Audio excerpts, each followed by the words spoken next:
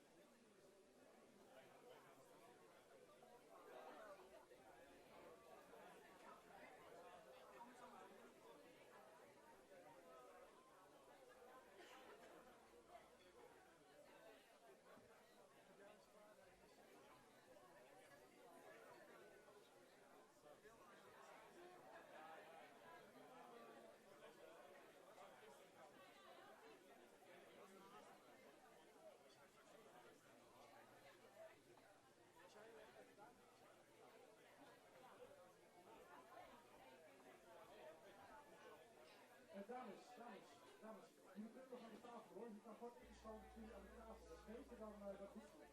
Dit is wel in de kamer. Dus wilt u zo hier willen gaan zitten? Voor deze mensen? Dank u wel hoor. Voor deze mensen ook. Het was allemaal wel gezellig. Lekker dichter. Mevrouw, u komt naar binnen. Hier is nog plek hoor. Mevrouw, hier is nog plek hoor. Ja, die werd al verwacht.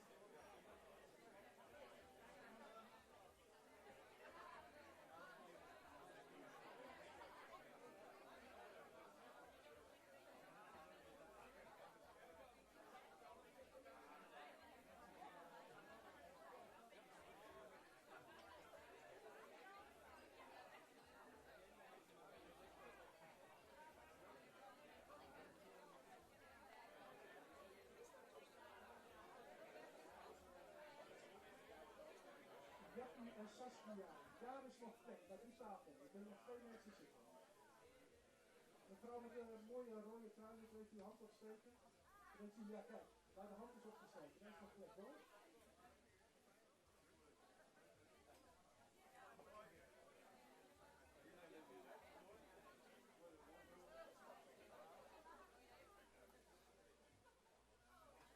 Zoekt u nog zitplek? Nee, ja, nee. Hier nog deze tafel hiervoor, is nog plek. Deze hiervoor waar de band ook zit.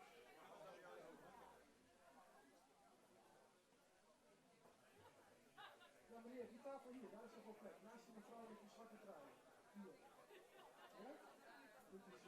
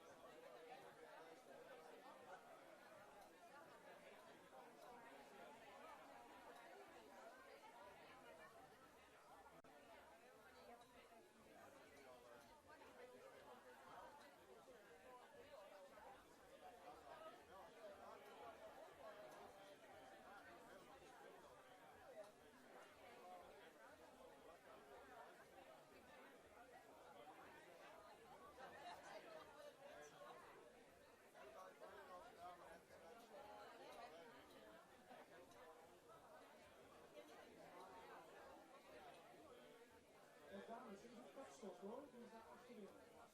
Komt u die aanschuiven, als u dat wilt.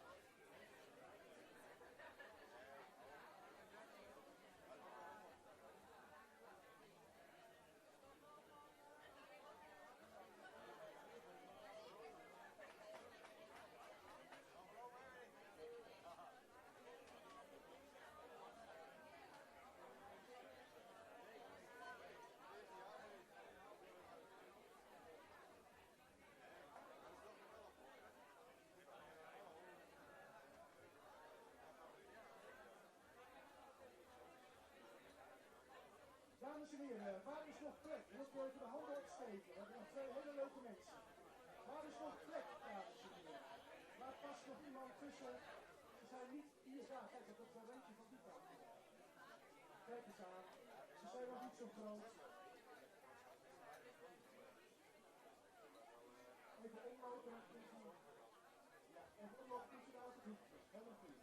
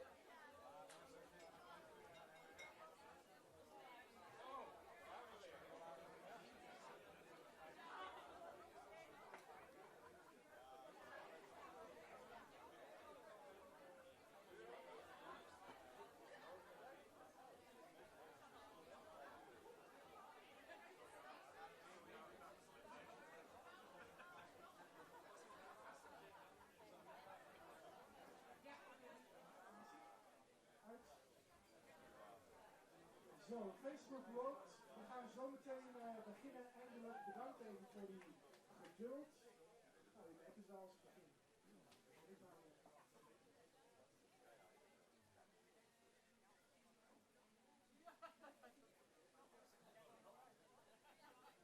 Dames, u kunt misschien in de vensterbank nog.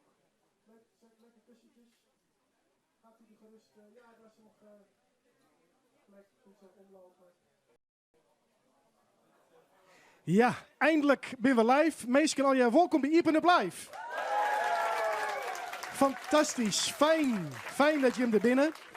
We hebben een heel mooi programma met Christian Tribert. Maar voordat we het erover denk je misschien, wie is Henk? Nou, Henk is uw lieve collega en regisseur. Ik ken ervan uit, dat is toch juist, Henk.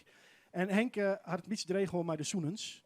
Dus ik ben hartstikke blij dat hij er nog is. Dus daarom hebben we het t-shirt aan van I Love Henk. Ik net alleenig, maar ik de orenmeesken van het team. Namens hen een beterschapsapplausje voor u, Henk. Nou, Henk, maar gauw weer erbij, jongen. Fijn. Mooi dat je hem er al hier binnen. Mooi dat jullie er allemaal zijn. We gaan even over op het Nederlands, want we hopen dat ook veel mensen van buiten Friesland gaan kijken. Bovendien, Christian zal ook Nederlands gaan spreken. Ga ik vanuit. Misschien een beetje Leeuwarders. In ieder geval, ja, u kent hem eigenlijk allemaal wel. Europese persprijs gewonnen. Bellingcat gaat werken voor de New York Times en bijna emigreren naar New York. Dus dit is eigenlijk het laatste optreden in Nederland. Waar beter dan in zijn hometown, want bovenal blijft het natuurlijk een Leeuwarder. Dames en heren, Christian Tribert. Applaus. Christian, welkom. Welkom, dank je. Ja, emigreren naar Amerika. Hoe is dat in tijden van Trump? Is dat makkelijk? Ik ben er meer dan, nou zal het zijn, 1,5 jaar mee bezig geweest. Maar ja, dat heeft meer te maken, ja, wat zou ik zeggen? Ik moet zeggen nu USA, hè? Ik vind het een fantastisch land. Nee, dit en dat. Nee, het is spannend. Maar ik vind vooral niet zozeer ten tijde van Trump. Ik bedoel, ik ben er veel over de hele wereld geweest. Ik vind het vooral spannend om na 3 jaar over de hele wereld te zwerven. En eigenlijk altijd, ja, alles vrij. En je kan je vrienden zien wanneer je wilt. Hier in Leeuwarden bijvoorbeeld. Ga ik nu opeens, begin ik een baan waar ik gewoon naar kantoor moet en zo. En, Ja, het is niet het minste ik woon in een kantoor, stad. niet het minste kantoor, de New York Times. Deden zij een offer you couldn't refuse? Ja, het was heel moeilijk om de keuze te maken om Bellingcat te verlaten. Ja, of in ieder geval in de betaalde functie. Het is natuurlijk een hele kleine groep. Maar ik dacht bij mezelf, als ik het nu niet doe, ik had het al eerder over gehad. En toen dacht ik eerst, nou, ik vind het gewoon nog heel chill om te doen wat ik nu doe, die vrijheid. Het is...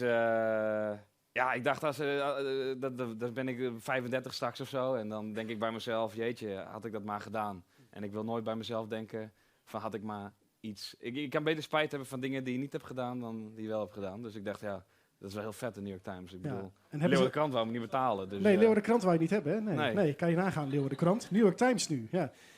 Die staat 3 keer goedkoper dan de LC. Ja. Maar goed, dat is $1 LC een hele voor goede iedereen. krant. Hele fijne krant. Maar hebben ze dan bij gesprek, waar je er samen uitkomt van dit gaan we doen, ook gezegd, ja, en dan willen we graag dat je hier iets over gaat uitzoeken en hier iets over gaat uitzoeken. Of mag je dat ook nog een beetje zelf bepalen? Nou ja, dit is allemaal opgenomen zoals ik weet niet of ik vrij kan spreken. Maar het is toch het Nederlands, dus dat kost allemaal geld om te vertalen naar het Engels. Nee, het was wel heel tof. Toen ik daar ik heb natuurlijk al een tijdje daar, ik kwam gewoon even op bezoek daar. En toen had ik zoiets, wat moet ik gaan doen? En toen zei mijn senior editor van, now you're in the house of God. Dus doe maar gewoon wat je normaal doet, maar je hebt alles tot je beschikking. Vertaling wordt geregeld, heb je dit nodig, regel het. Heb je mensen op de grond nodig, weet je wel. Dus het team waar ik vanuit deel ga maken heet Visual Investigations. Dat is eigenlijk gewoon een soort van Bellingcat binnen de Times. En het is een hele verandering binnen de journalistiek.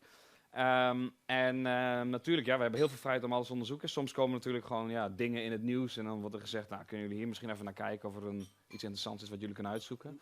Heel vaak is dat ook niet het geval. Ik kan er niet wel over spreken. We denken aan Michael Cohen, die pleaded guilty, weet je wel. De voormalige advocaat van Trump, Ja. die helemaal uit de school klapt nu. Precies, ja. En, Dat hoef je niet meer uit te zoeken. Nee, maar destijds was het wel van, nou, kunnen jullie iets vinden? Nou, wat je dan doet is kleine dingen. Hij heeft een Twitter-account.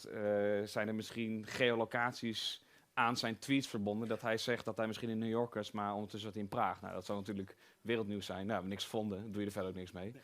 Maar, dus 9 van de 10 keer vind je helemaal niks. Ja. Jij gaat dus nog veel meer vertellen over al je werk. We waren al in het contact en ook andere mensen zeiden al, Christian, een fantastische gozer, maar wel een beetje verstrooide professor.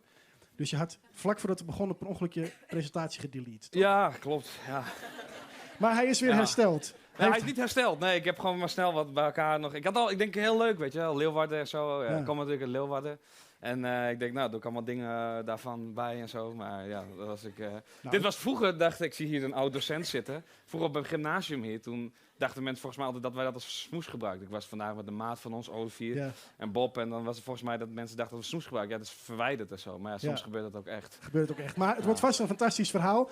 Daar gaan we eerst naar luisteren en praten we daarna verder. Dames en heren, Christian Triebert, applaus.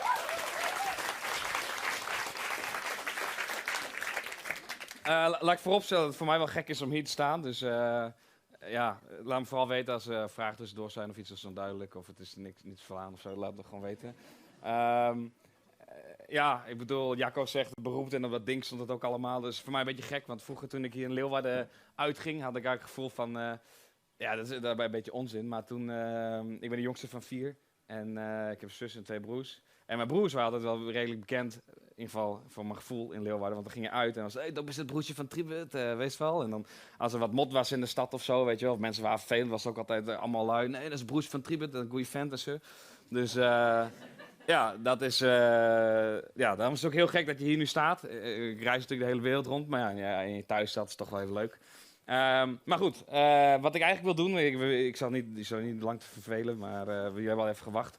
Maar eigenlijk een beetje, de vraag was ook, kun je een beetje vertellen over die nieuwe soort van journalistiek die die doet. Dus ik dacht, dat is wel heel tof. Zeker ook omdat dat Bellingcat nu naar Nederland komt. Nou, ik ga zelf dus juist niet naar Nederland, maar naar de New York. Maar het is wel iets wat heel erg vernieuwt. Dus die groep die dit doet eigenlijk, die nieuwe soort van onderzoeksjournalistiek is heel klein. Dus ik wil je ook voorbeelden laten zien van Bellingcat en gewoon mensen op Twitter. Maar ook bijvoorbeeld hoe dat heeft verspreid door die kleine groep naar de BBC en naar de New York Times bijvoorbeeld. Waarschuwingen, sommige dingen kunnen best wel heftig zijn. Ik probeer ook wat leuke dingen te laten zien natuurlijk. Maar daarvoor was ook de vraag, je komt uit Leeuwarden, misschien een beetje een idee hoe je hiermee begonnen. Dus ik denk, nou prima. Zoals ik zei, ik kom uit Leeuwarden. Iedereen die in Leeuwarden is geboren en getogen, ja, er kan maar één ding zijn waar je heel veel van houdt als je jong bent. Vond ik altijd. En dat is Cambuur. Ja, ik bedoel, ja, nog steeds, het is nooit wat geweest en het zal nooit wat worden, maar hè, loyaal blijven. Ik was gisteren met vrienden in de kroeg in Amsterdam ook natuurlijk wedstrijd kijken. Maar ik kan dan niet echt, ja, maar het is toch mooi van Nederlands voetbal. Maar ja, als je eenmaal hart aan een club hebt, dan is het heel moeilijk om voor een andere club te juichen. Klinkt echt hartstikke kut, maar ja, dat is het ook. Dat je zo dogmatisch denkt, maar ja, dat blijkt maar weer. Maar ik dacht, ik begin er toch even over, want zo is het mij wel begonnen. Want een van de dingen die ik deed, ik was het helemaal vergeten, maar we hadden toen altijd een website, cambuurfotosite.nl, met 2 jongens uit Harlingen, Sander en René Marcus. En daar waren we toen heel veel mee bezig. Dus ik had net even gekeken in mijn mailbox, dat is 2006. Toen heb ik ook een mailtje gestuurd naar het Historisch Centrum Leeuwarden van jullie hebben al foto's van Cambuur, we hebben een website en we doen een verslag van elke Cambuur-wedstrijd. We gingen echt uit en thuis bijna eigenlijk overal heen. Dus dat waren echt trieste dingen, want we gingen naar Helmond Sport. Nou, daar is ook natuurlijk niks aan, maar wel fascinerend. Ja, zo begon het een beetje met dingen. En op een gegeven moment, ja, ik weet niet hoe, ik zie dat Silla hier zit, maar op Nederlands, op het Christelijk Gymnasium Buis aan Zee, waar ik hier zat, toen bij het schrijven, toen heeft volgens mij Silla, ja toch? Je hebt volgens mij een keer gezegd van, het zou je het leuk vinden om voor 3 voor 12 Friesland te gaan schrijven. Ja, naar Vlieland. Ja, naar Vlieland, Into the Great Wide Open, eerste keer. Ja, dus dat was voor mij natuurlijk heel vet. En ja, ik schreef ook bijvoorbeeld, ik mocht gratis naar Chuck Berry en dan schreef je daar wat over. Dat was natuurlijk heel vet en dat is wel voor mij hoe ik een beetje begon. Dit is vooral dat ik gewoon in retro perspectief terugkijk en dan probeer je wat dingen te vinden en dan denk je, oh, daar zal wel lijn in zitten. Maar ik had nooit echt een heel goed idee waar ik mee bezig was. Of een plan wat ik zou willen. Maar ik zat dus op het gymnasium. Wat ik ook heel erg leuk vond na schrijven was fotografie. Nou, dit is een maat van mij, Olivier. En dit was een foto die we op de Rome-reis maakten, dus in Florence. En die ging destijds zo via van de websites ging het op 9gag en weet ik veel, ging een soort van viral. Dat mensen vonden het heel mooi een foto die iets laat zien. Wat zien we hier nou eigenlijk? Dus fotografie vond ik ook altijd heel erg leuk. En op een gegeven moment bij Nederlands moest ik iemand interviewen die een beroep deed wat je later wel zou willen doen. Dus ik dacht, nou ja, wat zou dat nou zijn? Dus toen heb ik Arnold Kaskens geïnterviewd, die op zich nu wel redelijk bepaalde gedachten uitdraagt. Maar wel gewoon een hele goede Nederlandse oorlogsjournalist. En die heb ik toen geïnterviewd, wat heel tof was. Hij nam de tijd voor mij om met de middelbare scholier te praten. En dat vond ik gewoon heel erg interessant. En het interessante was dat hij ook tegen mij zei, studeer vooral geen journalistiek, want dan weet je hoe je moet schrijven en een stuk in piramide voor een week voor wat. Maar je hebt geen kennis over iets anders dan ook. En hij vond het een heel erg probleem in journalistiek dat heel veel mensen schreven over dingen waar ze niks van af wisten. Dat vond ik heel interessant. Misschien is het wel altijd een beetje blijven hangen. Maar goed, hij zei vooral ook, wat zegt hij hier? Je moet gewoon veel stukjes schrijven, veel oefenen en veel reizen. Nou, dit is in 2008, in april, dat ik dat interview met hem had. Nou, toen een jaar later ging met de maat, dachten we, nou, dan gaan we maar op reis. Vanuit Leeuwarden in 2008. Gewoon kriskras door Europa heen. Het initiële plan was om naar Irak te gaan, maar dat was toch een beetje te ver. Dus we zaten op middelbare school, dus we gingen naar Istanbul. Nou, mijn reis inderdaad was allemaal heel tof. We vonden het zelf ook heel tof, zoals je kunt zien. Weinig geld natuurlijk, dus we sliepen op straat. Je ontmoet natuurlijk allemaal mooie mensen, je ziet hele mooie dingen. En dat reizen voor ons was zo vet. Je zag ook al meteen, dit is Servië bijvoorbeeld. Hè? Iemand een idee wat dit zou kunnen zijn in Servië, Belgrado? NAVO-bombardementen. Onder andere waarschijnlijk Nederlandse F-16's die toen in 1999 volgens mij Belgrado bombardeerden. Dus dan zie je dan kom je door de reis al heel erg in aanraking met conflict en wat mensen daarover vinden. Servië voelde zich altijd in Europa een beetje, mensen die je sprak van wij worden altijd als de bad guys gezien, maar weet je, er is wel meer nuance. Dus dat reis was gewoon heel erg interessant, dat deden we ook. Ja, ik zal dit niet allemaal doorgaan, maar van die rare niet bestaande landen vond ik ook hartstikke interessant. Dus is Tiraspol, de hoofdstad van Transnistrië, wat een land is wat eigenlijk niet bestaat in Moldavië. Dat soort dingen fascineerden ons. Dus we gingen alleen maar meer reizen. En op een gegeven moment was het dat Interrail-ticket op, dus toen gingen we liften. Nou, toen vonden we liften helemaal fantastisch. Aan de kant van de weg slapen, omdat er niks anders was. Nou, we zaten nog in middelbare school, dus op een gegeven moment waren we zo... de middelbare school begon bijna. En we waren nog in Polen. En toen hebben we dus de hele nacht doorgelift, door Duitsland heen. En op een gegeven moment door Nederland. Dat was dus 4 uur 's ochtends of zo. En uiteindelijk nog zijn we in Leeuwarden gekomen. Maar dat was ook hartstikke vroeg. En een dag later begon school. En ik ben meestal te laat. En die maat van mij is ook altijd meestal te laat. Dat is ook nog nooit veranderd. En toen dachten we, nou ja, we kunnen net zo goed die tent opzetten voor school. Want dan zijn we in ieder geval op tijd. En volgens mij dachten toen, een paar docenten dachten nog dat het een stunt was van ons of zo. Om te laten zien dat we het laatste jaar wel op tijd zouden willen zijn. Maar het was gewoon echt dat we net aankwamen. Maar deze reis heeft denk ik wel voor ons als vriendengroep, maar ook gewoon voor mezelf heel veel betekend. Daarna gingen we gewoon zoveel reizen. Dus het werd allemaal wat professioneler. Dit is, of professioneler, dat niet. Maar we gingen gewoon liften en we dachten, we gaan overal wel heen. Nou, ik kan daar urenlang over praten, dat ga ik niet doen. Daarvoor ben ik hier niet. Nou, dit is Iran bijvoorbeeld. Weet je wel, nou ja, het is een cliché, maar Iran was natuurlijk helemaal niet wat we van verwachten. Want we gingen juist drinken, we gingen juist feesten, we gingen juist van alles doen, weet ik veel wat.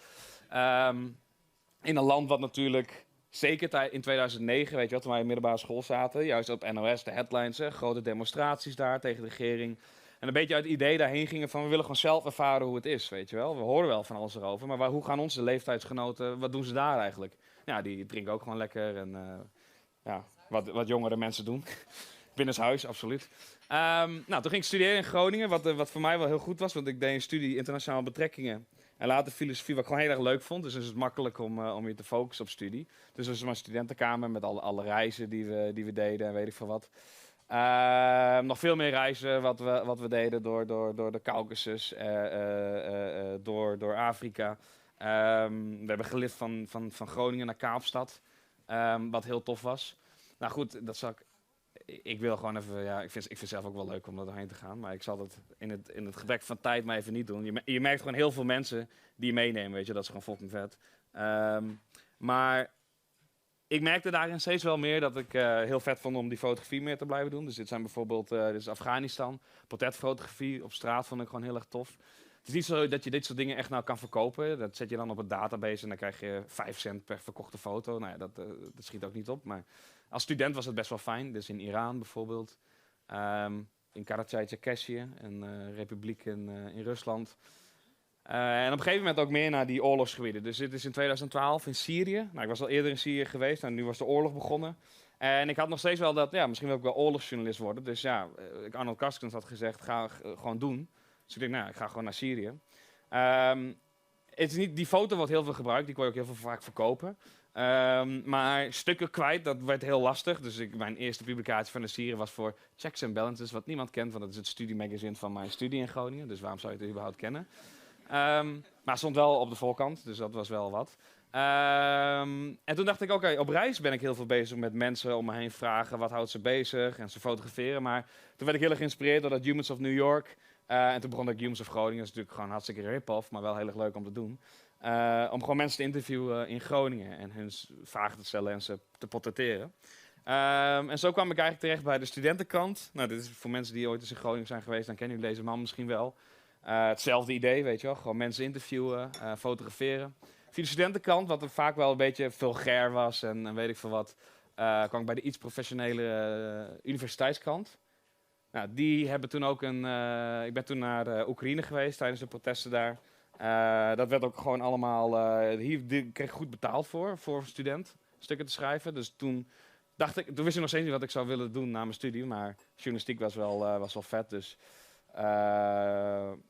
Irak ging ik vervolgens heen, 2015, 2016. Dit is bijvoorbeeld een stuk in de Dag van het Noorden en Leeuwardenkrant, wat wel belangrijk vind om te noemen, die mij nooit hebben betaald voor dit, weet je wel. Dus heel vaak als argument wordt gebruikt van, ja, maar dan heb je een publicatie en dit en dat. Maar ik realiseerde me wel, oké, er zijn 2 dingen. Enerzijds, dit stuk, hartstikke leuk, maar doe ik het nou omdat ik echt wat bijdraag aan de informatie die er al is? Of doe ik het nou voor mezelf, omdat ik zo graag oorlogsjournalist wil worden? Want als je daar in Irak bent en je staat aan een frontlinie met de Islamitische Staat, dan zijn er zoveel journalisten. En iedereen schrijft bijna hetzelfde verhaal. Typ maar eens in het vrouwenleger van de Koerden in Syrië. Nou, dat is in 2014. Iedereen schrijft daar een verhaal over. Het zijn allemaal hetzelfde verhaal. Interviewen dezelfde mensen. En ik had echt zoiets, wat voeg ik daar nou aan bij? Want ik ben ook niet de beste schrijver. Ik vind fotografie heel leuk, maar ja, weet je, wat voeg je daar aan toe? Enerzijds. Anderzijds, waarom zou je in hemelsnaam stukken voor gratis publiceren? Als er ook mensen, ik ben student, dus ik hoef er niet van te leven. Als er ook mensen zijn die het als beroep hebben en die daar dus die marktprijs enorm omlaag gaat. Dus ik ging hier, ja, ik zat een beetje met mezelf in de knoop van, ja, en de knoop is een groot woord, maar ja, waarom doe ik dit eigenlijk? En zodoende ben ik heel veel bezig gegaan, nou dit zijn nog foto's, wat foto's zijn uit Irak. Zodoende ben ik bezig gegaan met eigenlijk aan deze frontlinies die je ziet. Dus er zijn hele lange frontlinies tussen de Islamitische Staat. Nou, die zijn er nu natuurlijk allemaal niet meer, omdat de Islamitische Staat zo goed als een terrein in ieder geval is ingenomen. Maar dan zag je soms luchtaanvallen in de verte. En dan werd er wel wat gezegd door de Peshmerga, dat is de Koerdische strijdkrachten in Irak. Van, dit is dit gebeurd, of dan kom je door een dorp heen dat helemaal tot de grond kapot is gemaakt. En dan, ja, wanneer is het gebeurd? Ja, op die en die datum. En zo dacht ik, maar dat kan ik wel gaan verifiëren aan de hand van satellietbeelden bijvoorbeeld. En zo kwam ik een beetje in dat digitale onderzoek terecht. Waar je eigenlijk over de hele wereld, dus bijvoorbeeld in Istanbul, alleen je laptop nodig hebt. En gewoon kunt gaan graven. Satellietbeelden zijn openbaar, noem maar op. En zo, dat wekte eigenlijk mijn interesse om meer te gaan zoeken. De conflicten waar ik over studeerde, de conflicten waar ik ben geweest. Ja, wat gebeurde er nou eigenlijk echt? Want soms op de grond kon je maar een heel klein deel van wat er eigenlijk was gebeurd te weten komen. Dus dat is iets wat nu Digital Open Source Investigation heet, of digitaal open bronnenonderzoek. Nou, dat ziet er hier heel fancy uit, alsof we altijd met een pak achter de laptop zitten. Nou, dat is eigenlijk nooit zo. Ik zie hier meerdere mensen in de zaal die ook wel weten dat ook soms gewoon... dan kom je om 1 uur je bed uit en dan ga je weer verder, weet je wel. En dan zit je in je onderbroek achter tafel of weet ik veel wat. Maar dat is ook het mooie, weet je wel. Je kunt zelf je gaat gewoon lekker aan de gang. Dus zo begon ik. Ik ging op een gegeven moment studeren in Londen. En ik werd gevraagd of ik het collectief Bellingcat wilde joinen. En Bellingcat is eigenlijk een collectief opgericht door Elliot Higgins, een Brit die eigenlijk open bronnenonderzoek deed onder een pseudoniem. Toen een soort van coming out had, liet zien wie hij was. Nou, hij was helemaal geen journalist, had geen achtergrond in het leger. Was gewoon een gast die van gamen hield, getrouwd was, kinderen had en geen baan meer had. En gewoon lekker ging kijken wat hij kon vinden over conflicten. En heel veel aandacht daarvoor kreeg, omdat hij ontdekte Saoedische wapenhandel via Kroatië naar Syrië. Chemische aanvallen, noem het maar op. Libië. En toen zei hij van, ik krijg nu al die aandacht, maar er zijn veel meer mensen met dit soort dingen bezig. En ik wil graag een collectief starten om die mensen bij elkaar te brengen, zodat we veel meer dingen kunnen onderzoeken. Dus de naam Bellingcat komt van een oude Griekse fabel. De kat een bel aanbinden. Dat is in het Nederlands ook gewoon een spreekwoord, hè? Belling the cat. Of een gezegde, hoe je dat maar noemt, Silla. En dat is een verhaal over een groep van muizen die heel bang zijn voor die hele grote kat. En op een dag komen ze bij elkaar en zeggen ze, oké, het zou wel heel tof zijn als we iets weten hoe we onszelf kunnen beschermen tegen die kat. Nou, zegt een iemand, ik heb wel een idee. Wat nou als we een bel om zijn nek doen? En elke keer als hij in de buurt komt van ons, dan kunnen we vluchten. En dan worden we niet één voor één allemaal uitgemoord en opgegeten of doodgemaakt door die kat. Nou, zeggen ze, dat is een fantastisch idee. Je zit in een zaal zoals dit en dan stel ik dit idee voor en dan zeggen ze, nou, Christian, ga jij het doen? Weet je, het is wel heel gevaarlijk om dat te doen. Dus ik weet niet of ik het wil doen. Is er misschien iemand anders? En zo gaan ze die hele groep rond en niemand wil het doen. Want ze zeggen allemaal, als ik het doe, dan ga ik waarschijnlijk dood. Weet je, daar heb ik ook geen zin in. En de moraal van het verhaal is, die fabel, die eindigt eigenlijk met dat ze nooit de kat een bel aanbinden. Omdat het gewoon te gevaarlijk is en niemand wil doen. En het idee achter Bellingcat is dat wij als mensen over de hele wereld, die overal een computer en internetverbinding hebben, samenwerken om de kat wel bellen aan te binden. Wie dat dan ook mogen zijn. Of dat nou het Russische ministerie van Defensie is, of dat nou het Pentagon is, het Nederlandse ministerie van Buitenlandse Zaken, of mensen die kinderporno maken en die zich verschuilen. Noem het maar op. Al die openbare informatie online is kun je gebruiken om dat soort onderzoeken te doen. Dus ik wil je graag wat voorbeelden laten zien van Bellingcat. Nou goed, dit was 2 dagen terug. We hebben net 500.000 gekregen, wat echt fantastisch is. We zijn allemaal als vrijwilligers bij elkaar gekomen. Bellingcat bestaat dit jaar 5 jaar. Dus binnen 5 jaar zijn we gewoon van gepassioneerde vrijwilligers tot nu... we hebben nu echt meer dan 1 miljoen, ook door de workshops die we geven, halen we binnen. En we zijn van 4 betaalde mensen een jaar geleden nu naar 15 gegaan. Wat fantastisch is, met een team over de hele wereld. Van Kirgizië en Armenië tot en met een Syrië, Amerika, Verenigd Koninkrijk, Nederland, Frankrijk, noem het allemaal op. Dus dat is echt heel tof. Dus dit is een leuk nieuwtje van eergisteren. Open source investigation, om even een indruk te geven. Het is vooral gewoon gebruik maken van al die openbare informatie die beschikbaar is, weet je wel. Dus je hebt natuurlijk traditionele media die van alles publiceren. Je hebt sociale media. Waarschijnlijk iedereen hier in deze zaal die vindt zichzelf wel heel oud als je denkt van ja, gebruik Snapchat. Waarschijnlijk niet. Is er iemand die hier heel actief Snapchat gebruikt? Oké, zijn dus 2 mensen. Maar al die sociale media, dat is dus, je ziet hoe snel het gaat. VK, het Russische Facebook. Mensen delen zoveel informatie, dat kun je allemaal gebruiken. Odnoklassniki, de OK. Dat is een beetje zoals schoolbank.nl in Nederland. Nou, heel handig als je natuurlijk op zoek bent naar Russische soldaten. Want ja, als je wil weten waar die heeft gediend, nou, dan kijk je gewoon wie zijn zijn maten op schoolbank.nl, bij wijze van spreken. En dan zie je meteen bij wie die in de klas zat.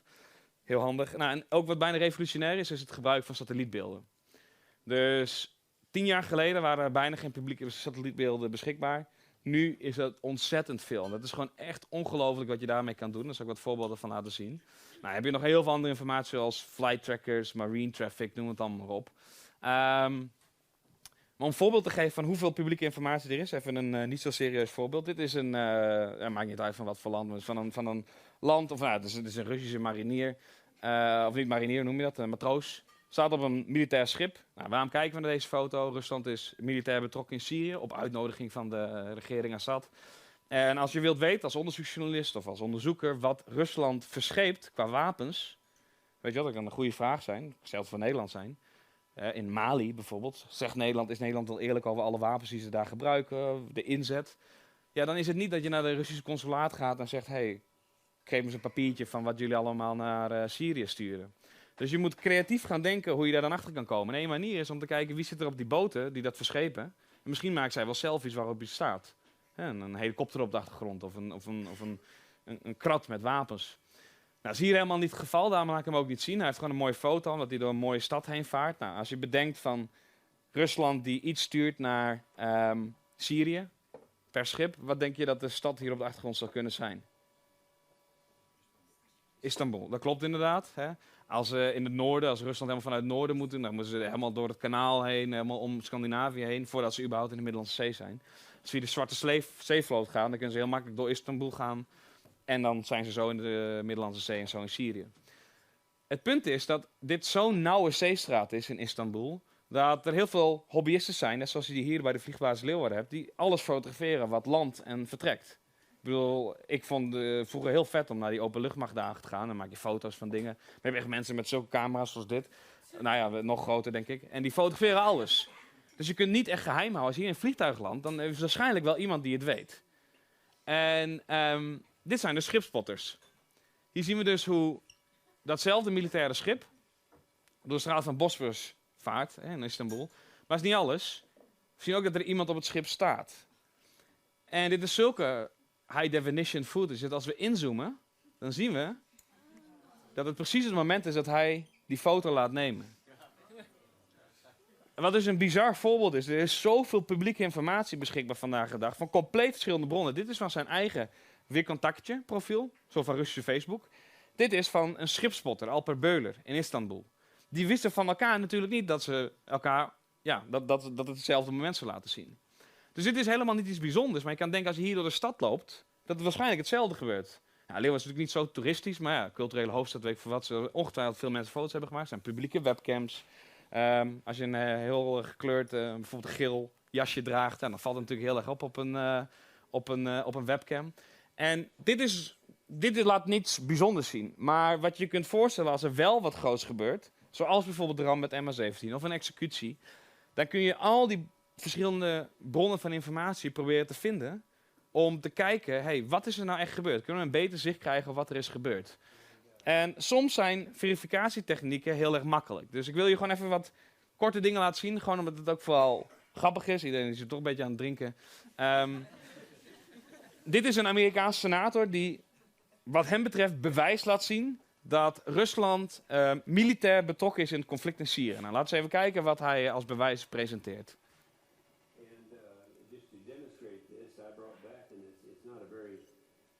Look at, but you have to understand what's happening there. Show the tank. Hold up the tank one first. These are, Madam President, these are T-72 tanks. Now, Putin keeps saying we don't have any Russians in there with the separatists. It's not us. We're not doing it. Look, here they are. This is pictures we brought back with us. Those are the tanks, all lined up, all of that within that area of Ukraine. And clearly, that's what they are. Now, if Oké, hij zegt dus letterlijk, deze senator, dat hij deze foto's heeft teruggenomen uit Oekraïne. En laat heel duidelijk zien dat Rusland met allemaal militaire voertuigen Oekraïne binnenvalt. Dat is een bewijs. Interessant is dat we gebruiken graag zoekmachines online om woorden in te typen, tekst.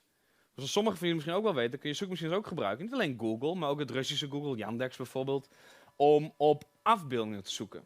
Dus je kunt een woord intypen, Leeuwarden, en dan krijg je allemaal afbeeldingen van Leeuwarden. Maar je kunt ook een foto die je zelf hebt gemaakt van de Waag uploaden en zeggen, hey, ja, ik weet niet wat het is. En dan zegt waarschijnlijk Google of Yandex of Bing, zegt, nou, dit is de Waag in Leeuwarden waarschijnlijk. Dus hetzelfde kun je doen met wat deze meneer als bewijsmateriaal presenteert. Dus laten we eens even kijken. Ik zal even inzoomen voor, even kijken. Laten we eens even kijken naar deze foto bijvoorbeeld. Ik ga ze niet alle drie bij langs gaan. Maar als je die uitknipt en die gooi je in een image search, dan vind je gewoon diezelfde foto terug op een database. Je kunt zien, het is precies dezelfde foto. Je ziet de vlag, je ziet die soldaat zitten op dat gepantserde voertuig. En als we even kijken naar wat hier eigenlijk staat, dan zien we Russian heavy armored vehicles in the Ardent Valley, Russia, heading towards Georgian border in 2008. Dus dit is de oorlog tussen Georgië en Rusland. 2008, een paar jaar eerder, compleet ander conflict. Ja, misschien geopolitiek heeft het te maken, maar het is bij no means bewijs dat Rusland nu hetzelfde doet in Oekraïne. Dit duurt letterlijk een paar seconden, niet langer. Maar je zult zien dat dit constant gebeurt. Even een ander voorbeeld. Oh shit, die heb ik er nu niet bij. Nou, maakt niet uit. Die heb ik dus ongeveer. Er zijn talloze voorbeelden die ik kan laten zien hoe makkelijk het is. Dit is een ander voorbeeld. MSNBC, een van de grootste tv-kanalen in de Verenigde Staten. Die zendt breaking news uit dat de Verenigde Staten samen met Frankrijk en het Verenigd Koninkrijk Syrië gaan bombarderen. Nou, al die 3 landen bombarderen doelen in Syrië al heel erg lang, van de Islamitische Staat. Maar dit was zo bijzonder omdat ze voor het eerst eigenlijk doelen van president Assad en zijn leger bombardeerden. En ze zeiden, die zijn gerelateerd aan het chemische wapenprogramma. Nou, wat er gebeurt is dat ze dit filmpje lieten zien op tv. Het is heel donker. Je ziet auto's rijden en je ziet heel veel explosies.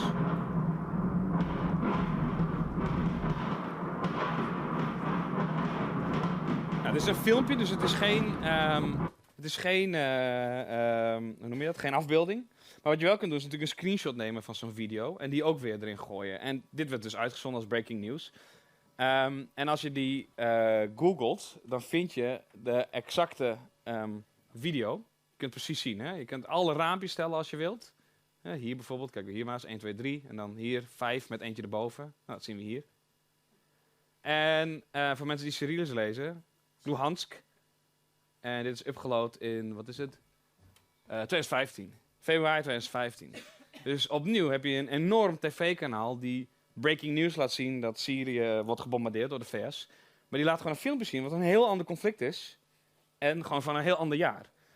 Waarom is dit heel erg kwalijk? Omdat zoveel mensen kijken tv, die zien dit, die denken nou, dit lijkt wel bijna toen Operation Iraqi Freedom begon. En dat de heel Baghdad wordt gebombardeerd. Dus met de hele trauma eigenlijk zou je kunnen zeggen in het Verenigd Koninkrijk en de Verenigde Staten van de Irak-oorlog, Tweede Irak-oorlog, zou je kunnen zeggen, oh, het lijkt net alsof Amerika gewoon heel Damascus aan het bombarderen is. Wat dus helemaal niet het geval is. En dat is best wel kwalijk, want ze hebben echt maar letterlijk 1 doelwit gebombardeerd in Damascus. Geen burgerslachtoffers, geen militaire slachtoffers. Een heel nette luchtaanval eigenlijk. Maar dit geeft een heel ander beeld. Dus het laat zien hoe belangrijk het is en hoeveel mensen eigenlijk niet factchecken.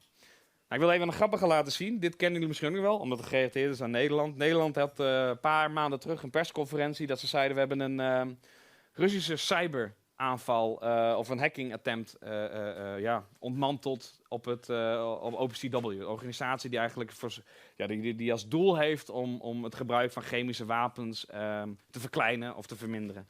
En dit is gerelateerd aan die luchtaanval die we net zagen. Hè. Gebeurt rond dezelfde datum. Dit was volgens mij op 10 april 2018. Die luchtaanvallen begonnen ook op 10 april 2018. Rusland is natuurlijk een bondgenoot van president Assad. En blijkbaar dachten zij dat die organisatie die chemische aanval onderzoekt, nou, we gaan eens even kijken waar ze nou precies mee bezig zijn. Het grappige is dat het Nederlandse ministerie van Defensie de paspoortgegevens van die gasten publiceerde. Amerika was heel netjes, die blurde zeg maar, die maakte dit allemaal vaag. Nederland die dacht, nou weet je wat, als je dit niet kan lezen, dan zetten we het hier nog even voor je neer. Ik weet niet waarom, maar blijkbaar dachten ze geven gewoon al die informatie. En hier, ik laat jullie echt iets engs zien, maar we hebben niet de tijd om dit allemaal zelf te gaan doen, maar doe het vooral een keer thuis. Je hebt dus die reverse image search waar ik het over had, weet je wel? Dat je dus een afbeelding in kan gooien en zeggen, hey, waar is die afbeelding eerder gevonden? Google is heel goed vinden in het identieke afbeeldingen. Waar Yandex, het Russische Google, heel goed in is gezichtsherkenning. En dit is zo eng, dat dit is een foto die nog nooit publiekelijk is gepubliceerd van wat Nederland zegt is een Russische militaire inlichtingenofficier, een spion, zou je kunnen zeggen.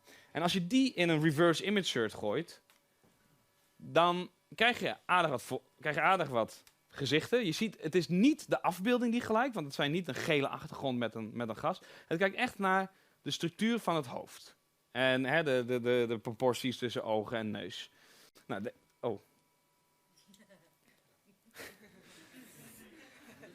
Hacking attempt in Leeuwarden. Hier is niet zoveel te zien. Die eerste, daar kun je gewoon met het oog wel naar kijken. Maar die eerste foto is interessant, want die leek wel een beetje op hem. En die leidt naar een datingprofiel van ook Alexa. Wacht even, hè. Wacht even, gaan we even terug naar Nederland. Nederland zegt, hij is geboren in 31 juli 1977. Hoe oud zou hij nu dan zijn? Nee? Oh ja, dat is 2009, maar dat is juli, hè? Dus hij is nu nog 41. Nou, dan gaan we naar dat datingprofiel. Hij heet ook Alexei. Dat datingprofiel is toevallig ook van Alexei, die in Moskou woont. En die is ook nog eens 41 jaar oud. En iets verder onderzoek naar dit profiel deed ons concluderen dat het bijna geen andere mogelijkheid was dan dat dit gewoon dezelfde persoon was.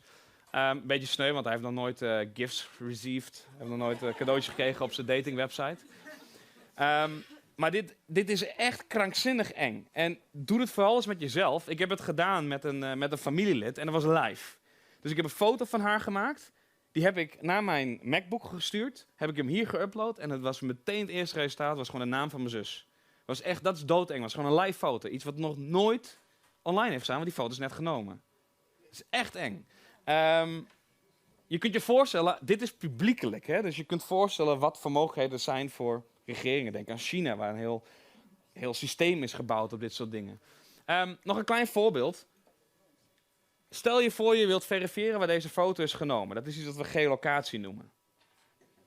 Wat is denk je nou de visuele clue in deze foto die jou zou kunnen leiden naar... We zien dat hij zegt het in Moskou. Panasonic. Heel goed, we zien hier het logo van Panasonic. Nou, er zijn niet zo heel veel gebouwen in Moskou met Panasonic op het dak. Dus al snel kom je erachter waar dat gebouw is. En dan kun je gewoon naar Google Maps gaan. Kun je dat gele poppetje gebruiken om eens te kijken hoe het daar uitziet vanaf de grond. Hoef je niet op satellietbeeld te kijken. Dan drop je hem ergens neer. En dat is wel grappig. Dan kom zo bij terug. Hier in de verte zien we dat Panasonic gebouw. Maar hier is overigens het Russische ministerie van Defensie. Dan zoomen we even in. Dan zien we hier dat Panasonic gebouw. En dan zetten we die even naast zijn foto. En dan zie je dat dat exact dezelfde plek is. Dus er werd al gegrapt. Hij heeft waarschijnlijk even tijdens de pauze even een datingprofiel. Hé man, je moet echt een keer een datingprofiel nemen. Is goed voor je. Weet ik veel. Nou ja, we lachen nu om hem, weet je wel. Maar ja, iedereen heeft liefde nodig in het leven. Deze man ook. Het is natuurlijk ook gewoon iemand die werkt voor een inlichtingendienst. Maar het is natuurlijk bizar dat een Russische search engine meteen het datingprofiel van een inlichtingenofficier tentoonstelt. We hebben echt niet tijd, misschien straks met het gesprek met Jacco. Maar ik laat nu Rusland even zien en Amerika. Maar met de Nederlandse MIVD zijn precies dezelfde dingen gebeurd door een collega, Fouke Postma, ook een Nederlander. Die heeft ontdekt met Polar, wat een workout app is. Nou, die liet gewoon zien waar iemand die waarschijnlijk voor de MIVD werkte, waar die woonde. Heeft de correspondent, zijn we team op Bellingcat met de correspondent, zijn dus gewoon ook mensen van de correspondent hebben er aangeklopt. Van, volgens mij weten we wie jij bent, wanneer je op uitzending bent geweest, waar je bent geweest en dat je hier woont. En dus zijn praat maar tegen het ministerie van Defensie. Dat is heel gevaarlijk, dus dat publiceren we niet allemaal. Er is een hele ethische verantwoording aan vooraf gegaan. Maar er is zoveel informatie. En wat we net deden, die geolocatie, dat kan voor heel veel manieren bruikbaar zijn. Iedereen kan het doen, een soort van spelletje eigenlijk. En ik vraag even snel aan Jacco, hoeveel tijd hebben we nog? Oké. Ik laat jullie even wat zien hier uit de buurt. Een filmpje. En ik vraag jullie, waar is dit filmpje denk je genomen?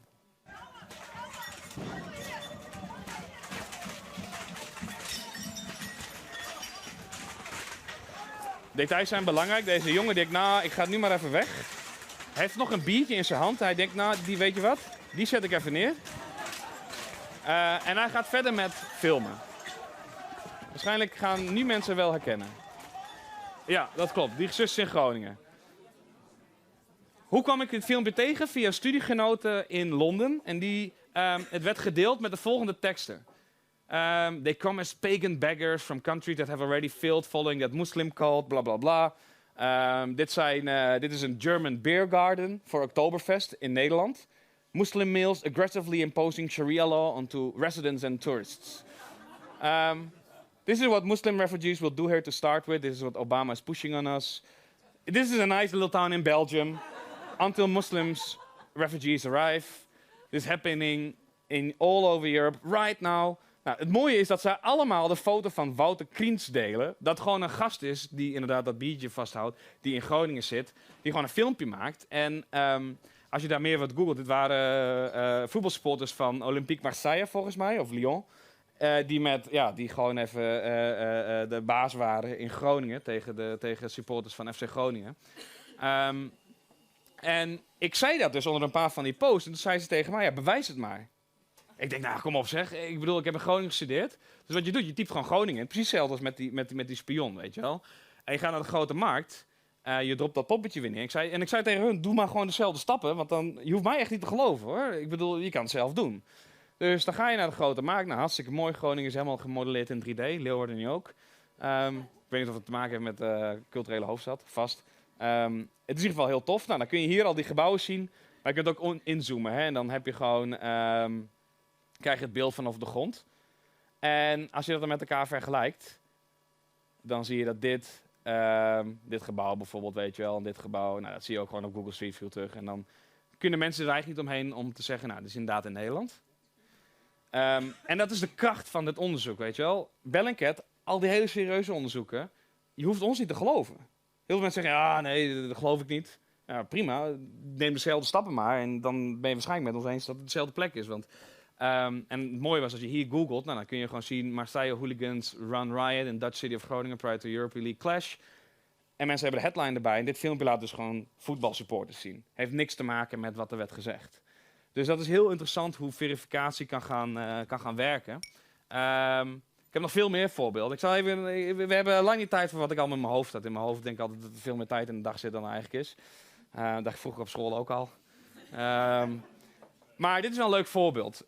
Asing, ik heb zijn naam geblurred, maar dat is, iedereen denk ik kent wel, veel mensen hier. Asing zit hier. The man with the hat. Asing die plaatst dus altijd, dit is wat, 2015, die plaatst foto's op Facebook. Rara, waar ben ik? Nou, dat is natuurlijk precies wat wij altijd doen. Dat is een heel leuk spelletje. En ik herkende deze stad. Herkent iemand waar dit is? Je moet soms een beetje herkennen. Als je dit trouwens gewoon uitknipt en een reverse image gooit. Niet Google, Yandex, die Russische Google is veel beter. Zeg meteen tegen jou, dit is Warschau. De skyline van Warschau. Dus wat ik deed, dit was heel veel, dit is 4 jaar geleden, 2015. Is die 3D-perspectief in Google Earth opzoeken en dan die skyline vergelijken. En zo kon ik precies uitvogelen waar Asing zat. Dus ik zei ook tegen hem op Facebook, dit is de originele foto, dit is 3D en dit is satellietfoto. Ik zei ook tegen hem van, hey, je zit in het Logos Hotel in Warschau, ik gok de 5e of 6e verdieping. Ik ben mijn geolocation skills aan het trainen. Nou, Asing die reageerde, die zei 4e verdieping. Maar er is een soort van tussenverdieping tussen de begane grond en de eerste. Dus ik zat redelijk dicht in de buurt. En dit is natuurlijk een heel leuk spelletje om te spelen. Het kan een beetje creepy worden, een beetje eng zelfs. Maar het is wel heel erg leuk, want Asing die vraagt het zelfs. Rara, waar ben ik? Simpel, zegt hij er tussen zijn haakjes, wat helemaal klopt. Iemand een idee?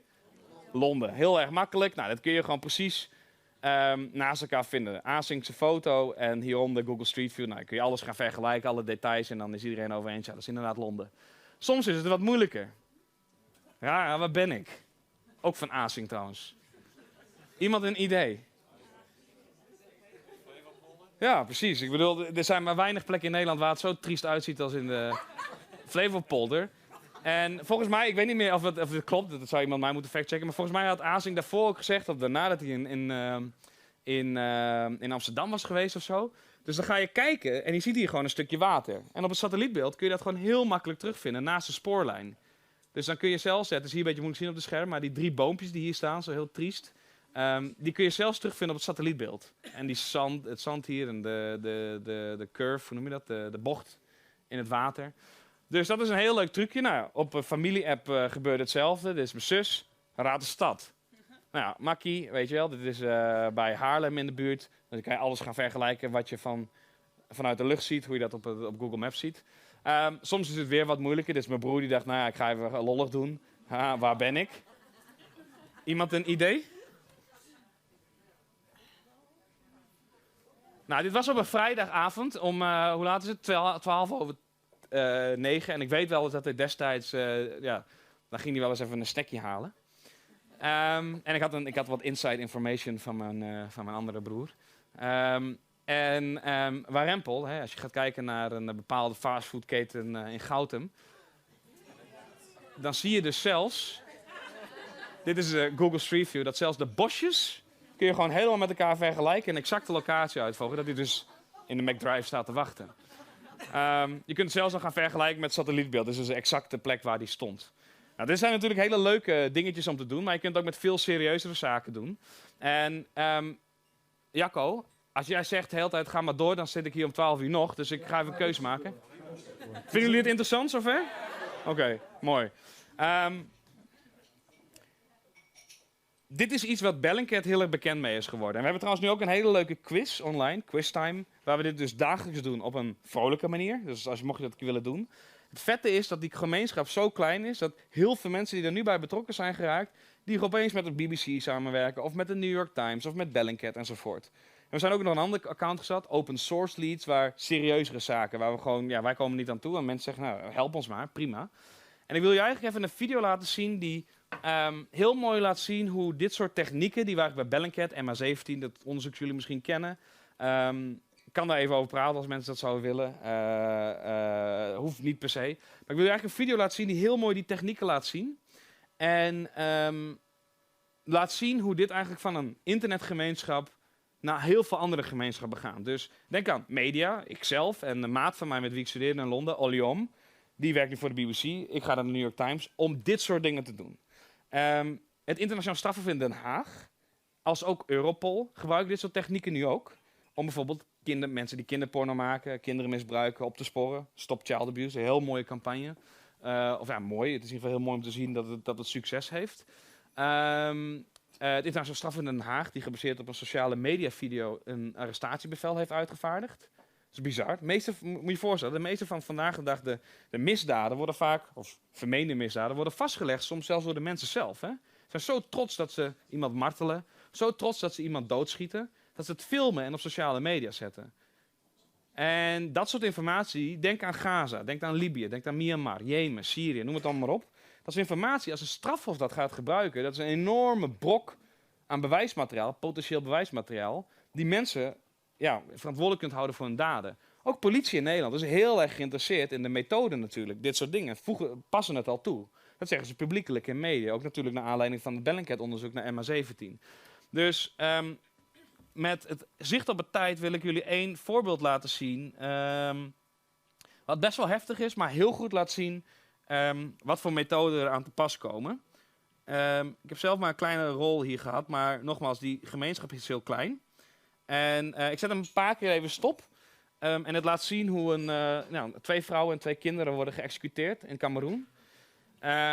En dat is een filmpje waarvan je eigenlijk denkt, nou ja, weet je, we grapten net over de Veluwe, weet je wel. Van ja, het zou eigenlijk overal kunnen zijn als je niet een beetje insider knowledge hebt. Het punt met dit filmpje, het zou ook overal kunnen zijn. Dus laten we een stukje gaan kijken naar het nieuwe team wat is opgericht binnen de BBC. Met dus 2 gasten van Bellingcat erbij, om van alles en nog wat te onderzoeken. These women and children are being led to their deaths. The soldiers accuse them of belonging to the jihadist group Boko Haram. In the final scene of this video, too graphic to show here, They are blindfolded, forced to the ground, and shot at close range 22 times. One of the women still has the baby strapped to her back. The video began to circulate on July 10th, 2018. Some claimed that this atrocity took place in Mali. Dit soort dingen gebeuren dus altijd.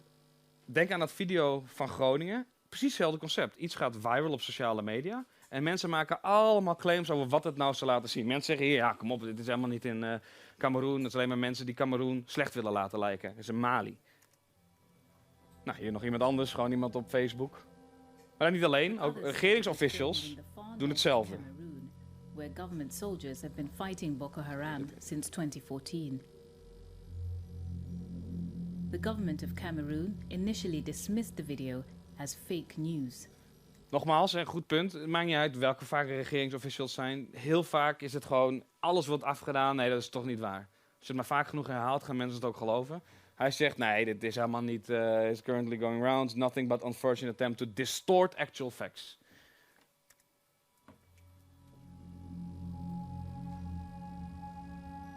A month later, they announced that 7 members of the military were under investigation.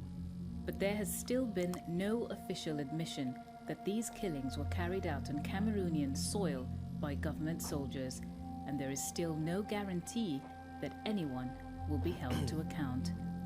So how can we tell what really happened here? Over the next few minutes, we're going to follow these women and children on the short walk to the end of their lives, and to glean from this video the clues that tell us where this happened, when it happened, and who is responsible. Eigenlijk wat we met Bellingcat doen, BBC Africa Team, de New York Times, is echt terug naar de basis van onderzoek. Echt letterlijk de vragen waar, wanneer, wie, misschien hoe. En niet zozeer altijd de vraag zelfs waarom, omdat dat heel veel onderhevig is aan interpretatie. Maar gewoon met al dat materiaal wat online is, is het soms heel moeilijk te zeggen. Deze basisvragen worden vaak niet geantwoord. Wat je heel vaak ziet in traditionele media, vandaag de dag nog, is dat een video die gaat viral. En mensen kunnen niet verifiëren, maar media gaat er toch over praten. Die zegt, nou, deze video er wordt gezegd dat deze video dit laat zien. Maar dat hebben we zelf niet kunnen verifiëren. En wat wij dus heel lang hebben proberen uit te dagen, is dat kun je wel doen. Dat kan iedereen doen met een laptop. En deze video is natuurlijk ook verschrikkelijk, maar het is heel prachtig om te zien dat het nu dus omarmd wordt, deze methode, door een groot instituut als de BBC. Dus laten we eens even gaan kijken naar de eerste vraag. Waar? Is vaak de eerste vraag die we proberen te beantwoorden.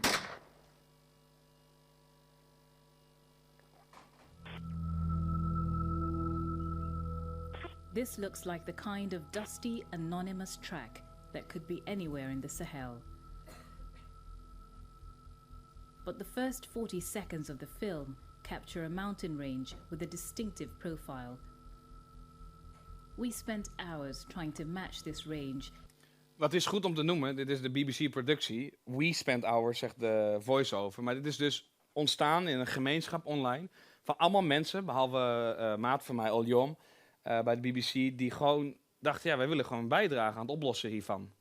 Dus dat is ook fantastisch om te zien. Dus later ook in die credits zien dat gewoon allemaal anonieme Twitter-accounts worden genoemd en noem maar op. Er zijn heel veel mensen hiermee bezig. Ook cross-platform. Je moet je voorstellen, RTL en NOS, journalisten die gewoon samen hier aan werken tijdens een Bellingcat workshop. Amnesty International, willekeurige figuren op Twitter die zeggen, nou, ik heb wel een uurtje vrij, ik wil even gaan kijken. Die mountain range is dus een beetje de Panasonic building van dit filmpje. Hè? Je probeert altijd een grote visuele clue te vinden die het mogelijk maakt om in te zoomen in een gebied. Of northern Cameroon. And then, in late July, we received a tip-off from a Cameroonian source. Have you looked at the area near Zelevet? Close to the town of Zelevet, we found a match for the ridgeline. It places the scene on a dirt road just outside a village called Krawamafa. A few hundred meters away is the border with Nigeria. The video also reveals other details that can be matched precisely to what we see on the satellite imagery. This track, these buildings, and these trees. Putting all this evidence together, we can say with certainty that the killings took place here. Less than a kilometer away in Zelevet, we found this compound and identified it as a combat outpost used by the Cameroonian military in their fight against Boko Haram. We'll come. Het interessante is, zodra je die eerste vraag van Rara, waar ben ik eigenlijk, hetzelfde met Asing, weet je wel. Als je weet waar het is, kun je die tweede vraag van wanneer het is ook vaak veel gemakkelijker beantwoorden. Waarom? Je kunt gaan kijken in details in de omgeving. Misschien is er een filmposter van een film die pas is uitgekomen in 2018, dus het kan niet van 2015 zijn. Ik noem maar wat. Al dat kleine soort details kunnen leiden, zijn allemaal clues om uit te zoeken wanneer is het. En zelfs hier kun je dat heel goed doen. Je gaat opnieuw van soort van groot visuele clue, zoals Panasonic Building voor de locatie, ga je naar klein. Hè? Je ziet op een gegeven moment ga je verifiëren, bomen zelfs, gebouwtjes die er staan.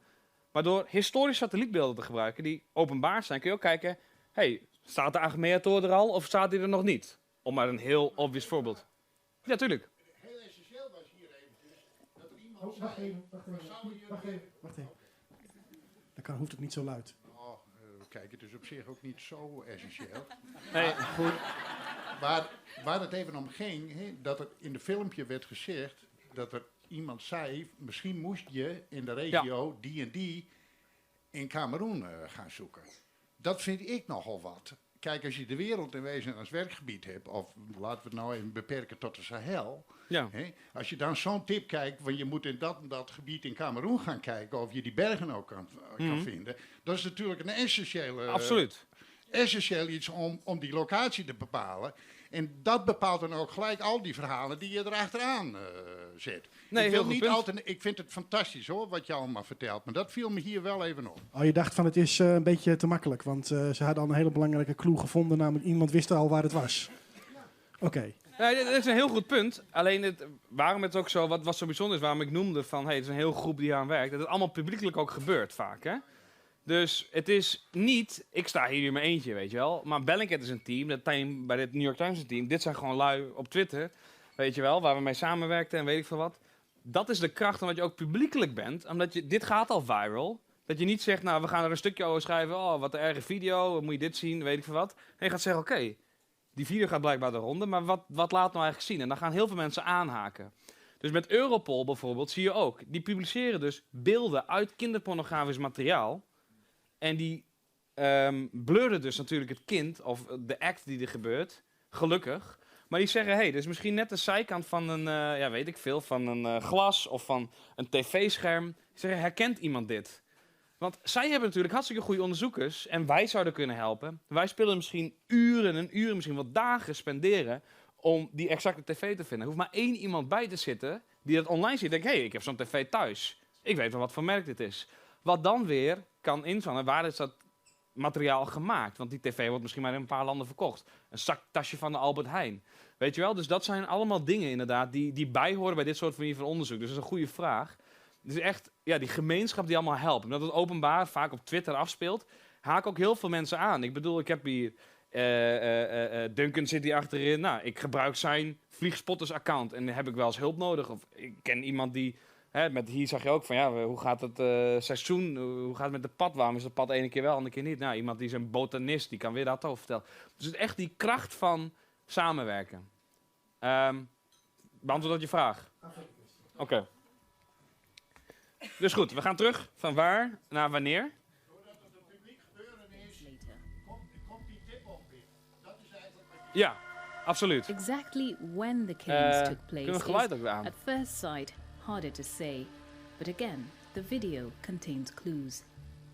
This building is visible on satellite imagery, but only until February 2016. The murders must have happened before that date. Satellite images also capture this structure. The walls surrounding it are present in imagery dated March 2015, but had not yet been built in November 2014, giving us an earliest possible date for the atrocity. The video also reveals this footpath, a path that only appears in the hot, dry season between January and April. There are other, less obvious clues in the video.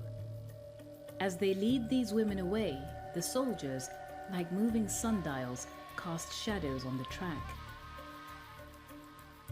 A simple mathematical formula tells us the angle of the sun in comparison to the horizon. We can also see what direction the light is coming from.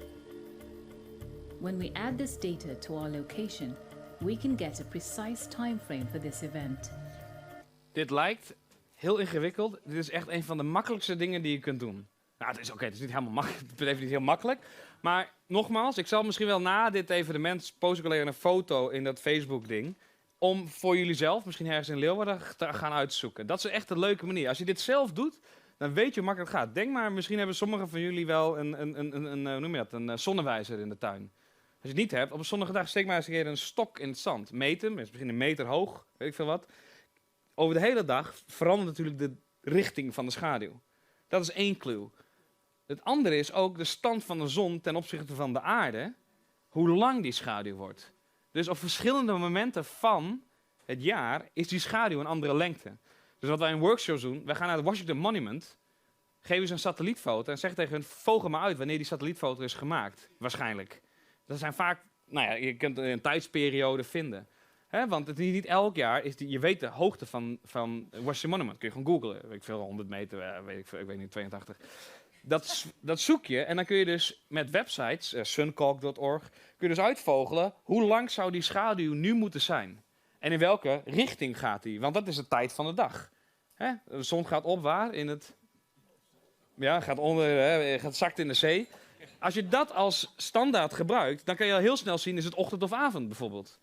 En om daar de lengte bij te doen, kun je ook nog eens uitvogelen, ja, welke tijdsperiode is nou geweest. En die voeg je dus aan die grotere visuele clues van, ja, daar staat een gebouw wel of niet. Happened between March 20th and April 5th, 2015.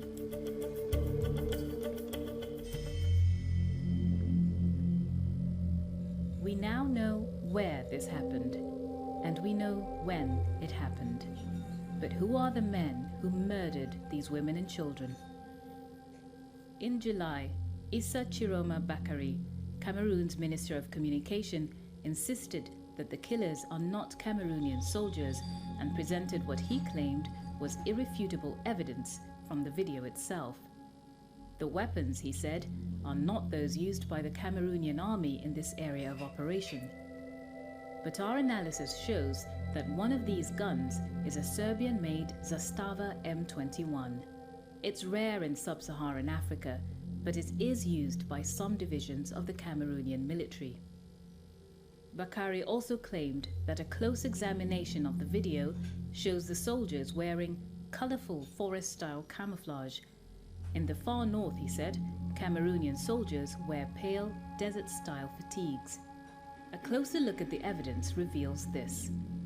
Cameroonian soldiers, seen here in a 2015 report by Channel 4 News, filmed in Zelefet, wearing darker, forest-style fatigues, similar to those seen in the video. On Facebook, we also found these pictures of other Cameroonian soldiers wearing the same type of camouflage. The images are tagged to Zelefet. Bakari also questioned why the soldiers are not wearing the standard combat gear of troops stationed in that area: heavy helmets, bulletproof vests, and rangers' boots. The answer is that the soldiers were not out on patrol.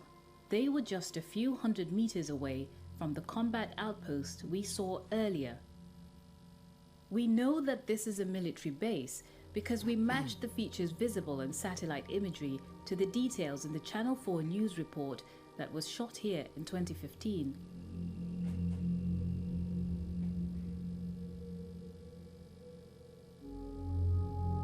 In August this year, an Amnesty International investigator spoke with residents of Zelefet who had been displaced by the fighting to a nearby town. Among them was a man who said that he saw these women and children being brought into the base by Cameroonian soldiers. A short while after they were led away, he said he heard gunfire. In August, there was a sudden change in the government's position. After weeks of denying that these killings took place in Cameroon, Bakari announced that 7 members of the Cameroonian military had been arrested and were under investigation. our analysis has identified 3 men who actually pulled the trigger. One of them is this man, introduced at the start of the film as Chocho. Voilà le caporal chef, Chocho. We found a Facebook profile that links the nickname Chocho to a soldier called Cyriac Bitiala. A Cyriac Bitiala is among the detainees named by the government. The BBC has also spoken with a former Cameroonian soldier who confirmed that this is Chocho Cyriac Bitiala. At the end of the film, we see him again, blindfolding the little girl he's about to kill. A few seconds later, he draws his weapon and opens fire. Our analysis identified 2 other guns that were used in the killing. One of them was in the hands of this man. We see him here blindfolding the woman with the baby, seconds before the shooting starts. Our military source identified him as Barnabas Gonoso. Although we were not able to confirm this identification, a very similar name, Barnabas Donosu, appeared 11 days later on the government's list of soldiers who are now under investigation. The third weapon used in the killing is the Zastava M21 we saw earlier. It is in the hands of a man introduced in the video as Second Class Cobra. Et là, on a le deuxième classe Cobra. So who is Cobra? As the women and children are killed, Cobra is the last man still firing into the bodies. One of his colleagues calls out, "Tsanga, leave it, they're dead." When he still does not stop shooting, they call out again, "That's enough, Tsanga, that's enough." The name Tsanga also appears on the list of men under investigation, suggesting that Cobra is a nickname for Lance Corporal Tsanga. Another man named among those arrested is Etienne Fabassou. He is the platoon commander who was interviewed by Channel 4 News in 2015. As far as we can tell, he does not appear in the video. We put these findings to the government of Cameroon, who responded. 7 soldiers were arrested, disarmed. They are under investigation right now. I can confirm that all the 7 of them are in prison. The government statement on the arrests makes clear that all these men enjoy the presumption of innocence until the investigation has been concluded, and that all of them will be given a fair trial.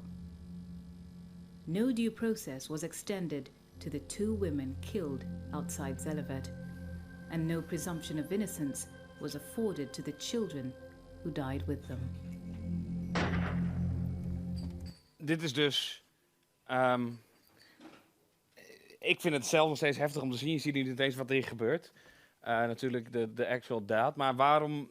Ik dacht, ik kan nog veel meer laten zien. Maar waarom ik hier deze graag toch wil laten zien. Omdat het heel goed aangeeft. Oké, wij hebben op een hele rauwe manier. Zodat Rara, waar ben ik? Van Azing, weet je wel. Dat doen we met heel veel serieuze zaken. Maar we hebben niet zozeer de means om het te presenteren. En hier zie je dus wat er gebeurt als een groot mediabedrijf zegt... Dit willen wij in investeren. Dit is relatief goedkoop. Ook nog. Hè? Want je hebt wel inderdaad mensen die hier aan werken. Maar zoals je hier zit, Jury van der Weijden, M. Vloemf, Aliomes van Bellingcat, Benjamin heeft gecontribueerd aan Bellingcat. Hier staan nog wat andere, daar zit reclame voor. Maar, of volgende video's. Maar daar staan Twitter-accounts. Het gave is om te zien dat dus alleen met een computer en een laptop die basisvragen aangaande die video deels kunnen worden opgelost. Natuurlijk komt daar, dit is niet alleen... Gecombineerd met traditionele journalistiek kan het gewoon nog sterker zijn dan het al is. Wat je heel vaak ziet vandaag in die 24 nieuwscyclus, alles moet snel, wordt maar over gepraat. En dan zeggen ze tegen, we hebben niet echt geld voor onderzoeksjournalistiek, maar er staat wel een hele dag een gast op het Binnenhof te wachten op een quote van Rutte. Dus dat kun je ook investeren in dit soort onderzoeken. En als je een filmpje online zet, ik bedoel, gisteren zag ik, waarom Jolante bij Wesley wegging. Dat was niet de privé, maar de NOS. En dan denk je, weet je, daar erger ik me aan. Want dan zeggen ze, wij willen dit soort dingen ook doen. Dan denk ik, doe het dan. Want heel veel mensen hier, die doen dit voor gratis. Die vinden dit gewoon belangrijk om te doen. En het is niet moeilijk. Dus, ik zal er waarschijnlijk nog wel Jacco hebben. Ik weet dat Jacco wel afsluiten. Christian, bedankt voor zover. Ja. Gaan we zo doorpraten? Ja, applausje mag wel even, dacht ik. Hoor. Ja. Laatste ding, Jacco, sorry. Oh, nog een laatste zin. Ja, ik wil want- even, als mensen dus geïnteresseerd zijn, dit is dus die hele leuke quiz die we al doen, dat je dit soort dingen precies, er zijn dus mensen van die altijd helpen met die quiz, die hebben dus ook geholpen met die Cameroen video. Dus elke dag is er een quiz en die vraagt gewoon dingen. Van ja, waar is dit? Dus ik had bijvoorbeeld laatst, even kijken. Nou, hier is iemand van, hey, waar is deze foto genomen en wanneer is het en doe maar op. Maar ook bijvoorbeeld iets veel moeilijker. Oh, deze kennen jullie. Dus dat is ook heel grappig. Hoe oud was ik in deze foto? Er zijn dus mensen die geen flauw idee hebben, hè? Maar het is ongelooflijk. Mensen vinden uit waar ik op school heb gezeten. Gaan het allemaal vergelijken. Er zijn hekjes gekomen, er zijn dingen veranderd. Dus als je niet weet hoe je het moet oplossen, dan zijn er hele leuke manieren om te zien hoe andere mensen dit soort dingen zouden oplossen. Sommige zijn ook heel moeilijk. Hier, we gaan zelfs de stoeptegels vergelijken. Dat was aan deze. De vraag is, hoe zijn de locatie van dit raam als ook een Britse band met elkaar, wat hebben die met elkaar te maken? Het was hartstikke moeilijk voor mensen om op te lossen, maar ze hebben het wel gevonden. Wat was het? Massive Attack. Massive Attack. Heel goed. Ja. Christian, ik ga echt even onderbreken. Ja, nee, dat is goed. Want de band staat al klaar. Dames en heren, wie hebben we hier? Sweet Good Animals natuurlijk. De Sweet Good Animals natuurlijk. Uit Dokkum, geweldige band. Ik zou zeggen, hard klappen. Het klinkt ook hard genoeg. En dan gaan we zo meteen verder met Christian. Sweet God Animals.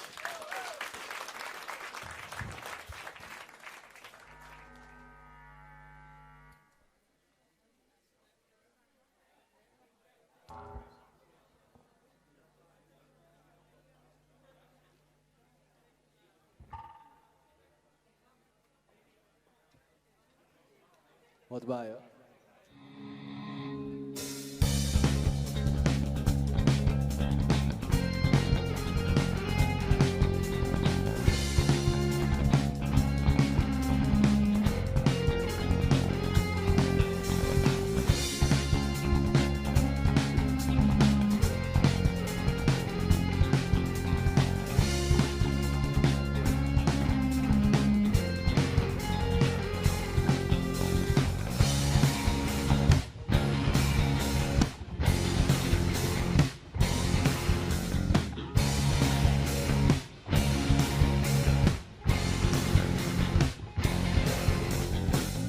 Resonate with us, wave after wave. Is it a question of lust? Day after day, I cannot resist the temptation until eternity. It's impossible to reach the surface.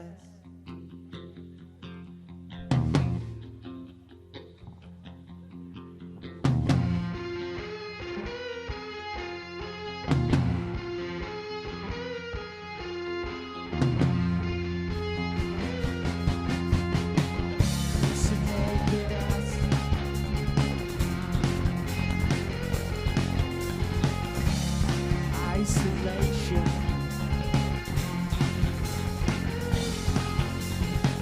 Is it a question of life? Resonate with us.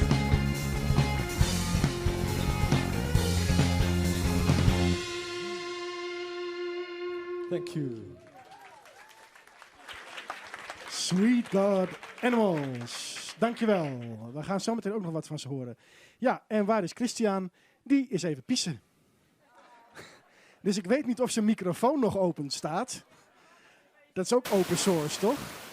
Dan kunnen we even meeluisteren. Ruben, staat de microfoon van Christian nog open?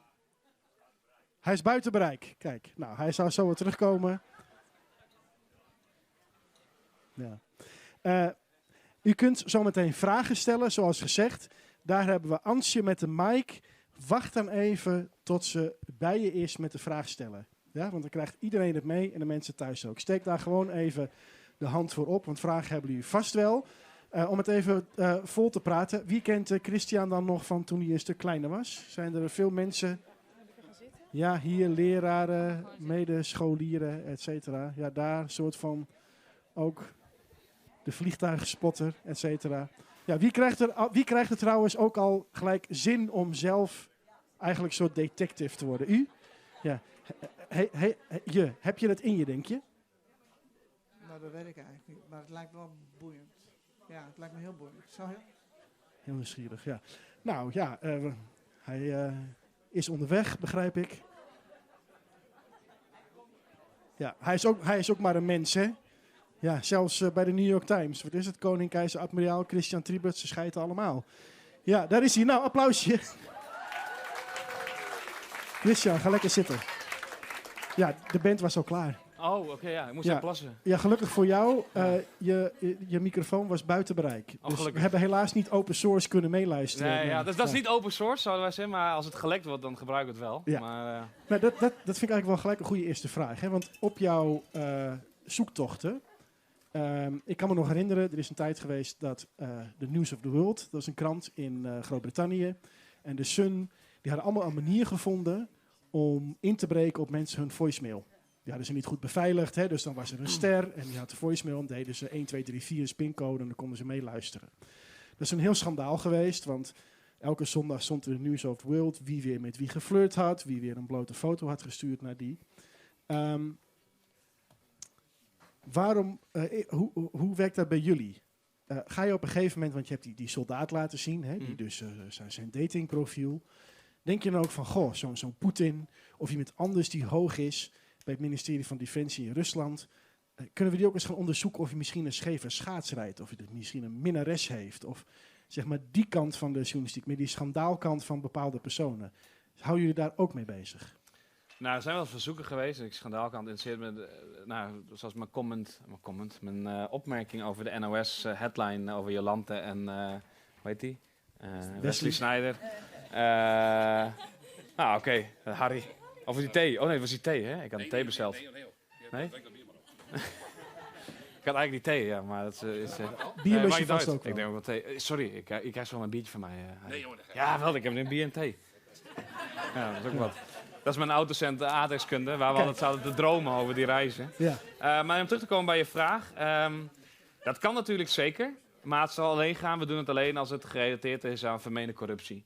Dus je moet je voorstellen dat heel vaak mensen die zo hoog in positie zitten, maar niet uit waar trouwens, hè, kan ook in een bedrijf zijn of wat dan ook, die zijn zelf wel bewust dat zij niet alles op sociale media moeten zetten. Maar de mensen om hen heen, het zijn vaak mannen, de mensen om hen heen, hun vrouw, een vriendin, lover, weet ik veel wat, kinderen, die zijn dat wel. En er zijn natuurlijk bepaalde ethische aspecten daar. Bijvoorbeeld met de stiefdochter is het denk ik van de woordvoerder van Poetin. Die heeft heel veel dingen laten zien door haar sociale media. Vermeende corruptie. Zoals? Dat hebben wij niet gedaan. Het is een Russische groep van mensen die het heeft gedaan. En die zetten selfies online. En dan zag je, het lijkt alsof er een boot zit. En het gerucht ging, zo begint het vaak, dat de woordvoerder van Poetin dus een enorme bribe had ontvangen om een schip te huren, de Maltese Falcon. Een enorme jacht die bijna $500.000 kost per week. Nou, dat is heel veel geld voor iemand die een public declared inkomen heeft, wat veel minder is. Zeker niet waarvan je zo'n jacht kan daar. En de vraag is ook, waar komt dat geld dan vandaan? Of was hij daar überhaupt wel? En door de foto's van zijn stiefdochter te gebruiken, was het dus mogelijk om te zeggen, hey, die dochter is wel altijd waar die boot ook is, in die week. Sterker nog, die selfie van haar, daar, het interieur is te herkennen als van de Maltese Falcon. En op één foto draagt ze een badjas en dan is haar haar, gaat zo net zo'n beetje overheen. Maar er staat wel dan de eerste 2 letters ME en op het einde staat ON. De Maltese Falcon is wel, zijn ook de badjassen die we online konden zien. Dus dat zijn hele interessante zaken. Maar de vraag is, wat doe je met dat soort informatie? Want het meisje is, weet ik veel, 18, 19. Misschien zelfs jonger. Weet je wat, gebruik je die informatie, ja of nee? Het is publiekelijk, maar ja. Dus het zou kunnen zijn dat je in jouw speurtocht naar mensen hebt ontdekt dat diegene een buitenechtelijke affaire heeft, maar omdat het niet het doel was van je onderzoek, dat je het daar hebt bij gelaten. Ja, buitenechtelijke affaire, dat zal me niet veel interesseren. Het gaat dan echt om vermeende corruptie. En als dat aan het licht komt via een buitenechtelijke affaire, dan moet je waarschijnlijk wel uitleggen hoe je die informatie hebt gevonden, want transparantie is alles in de onderzoeken die we doen. Ja, dus dan leg je de vinger misschien daar ook op een zere plek, maar dat is dan niet het doel. En dat hoop je dan niet, ja, dat interesseert mij niet zoveel. Ik denk niemand eigenlijk van ons, nee. Een paar dingen waar ik benieuwd naar ben, is bijvoorbeeld, jullie gebruiken openbare bronnen om achter de waarheid te komen die door anderen wordt ontkend. Mensen in Afrika, mensen in Rusland, Syrië, noem maar op. Nederland. Hoe lang heb je nog... is de wet van de remmende voorsprong straks ook op jullie van toepassing? Jullie kunnen nu alles vinden, gaan staten, entiteiten zich ook zo organiseren dat de informatie die ze voeren in die openbare bronnen eigenlijk ook al van tevoren nep is. Dus stel je voor, ik ben Rusland, ik denk, ja, fuck, die lui van Bellingcat, die vinden alles uit. Nou, we gaan gewoon de openbare bronnen vervuilen met allemaal nepinformatie. En dan brengen ze dat naar voren als zijnde de waarheid. En zijn ze er toch nog niet achter. Bestaat die kans? Ja, er zijn eigenlijk 2 vragen. Hè? De wet van de remmende...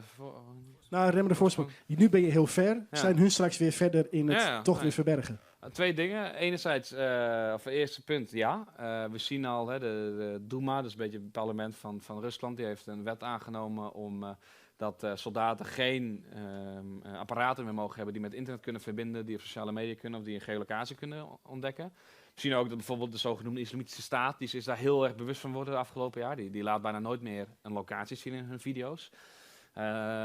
En de Houthi-rebellen in Jemen bijvoorbeeld ook. Die schieten dan soms wel eens een intercontinental ballistic missile, dus een hele grote raket, naar Riyadh, de hoofdstad van Saudi-Arabië. En dan blurren ze dus alles om die raket heen. Dus dan zie je niks meer. Ja, je ziet een paar stenen op de grond liggen en that's it. Dan zie je een raket omhoog gaan. Dat is natuurlijk iets wat verandert. Nederland heeft Polar, die zei we gaan stappen zetten. We hebben dus van tevoren heeft Bellingcat en de correspondent hun erop gewezen dat al die informatie publiekelijk beschikbaar is. Wat natuurlijk die hardload-app, hè? Hardload-app, ja. Daar hebben ze dat allemaal offline gehaald en ook gezegd, nee, gaan we regelgeving voor bedenken. Dat is natuurlijk niet heel slim, wat er was gebeurd. Dus dat is één ding. Ja, ik denk dat het zeker verandert. Aan de andere kant, mensen willen blijven delen. Andere punt is, ja zeker, vervuilen van openbare informatie, dat is heel oud en dat zal ook altijd gebeuren. En we hebben ook wel instanties gezien waar dat ook gebeurt. Zoals? Soms is het heel opzichtig. Er is informatie door bijvoorbeeld de Oekraïnse geheime dienst online gezet, gerelateerd. Of dat was wat veel mensen denken gerelateerd aan MH17. Maar de kracht is, denk aan dat eerste voorbeeld liet ik zien van die Russische soldaat op het schip. Dat als je een bron bij kan vinden van iemand die compleet anders is. En dit zijn natuurlijk maar 2, foto van de gast zelf en iemand die daar een schip loopt te spotten. Vaak komen daar nog 2, 3, 4, 5 andere bronnen bij. Dus zelfs als er 1 van die vervuild zijn, dan kom je daar al snel achter. Omdat je juist alles probeert te corroboreren en aan elkaar te linken. Het klinkt alsof, al is de leugen nog zo snel, uiteindelijk achterhaalt de waarheid hem wel. Dat spreekwoord. Ja, zou ik wel zeggen. Maar wat als nou Poetin zegt van nou, Bellingcat heeft 15 mensen in dienst. Ik wil 60 mensen in dienst. Die er gaan voor zorgen dat alles het werk wat zij doen in twijfel wordt getrokken. Ja, dat zal ongetwijfeld ook gebeuren. Misschien hebben mensen wel eens het beeld gezien van Saudi-Arabië, waar ze gewoon een hele kamer hebben, waar gewoon alleen maar gasten achter de computer zitten die gewoon heel internetleger voor Saudi-Arabië zijn. En voor de kroonprins. Dat zal ongetwijfeld gebeuren. Maar ik denk wat één inherent verschil is dat bij Bellingcat alles vanuit passie gebeurt. Dus mensen zijn vrijwillig begonnen omdat ze gewoon dingen willen onderzoeken.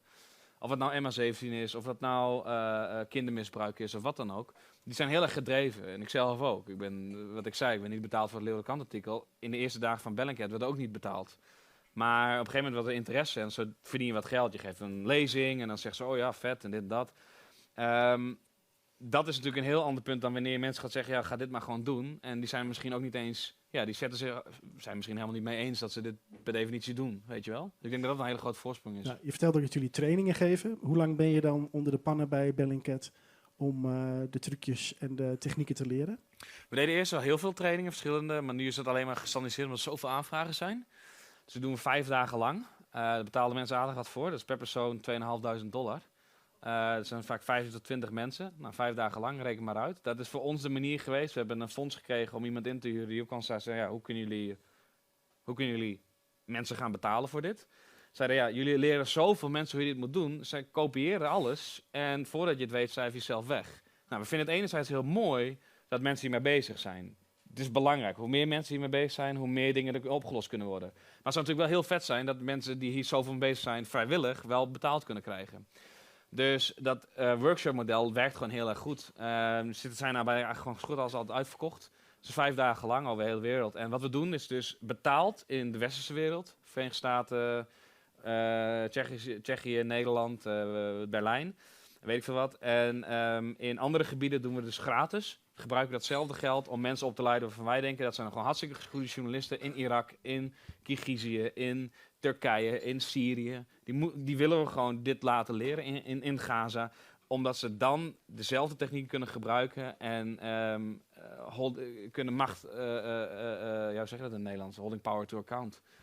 Ja, dus die nodigen we dan uit en dan betalen we alles voor hun. Ja.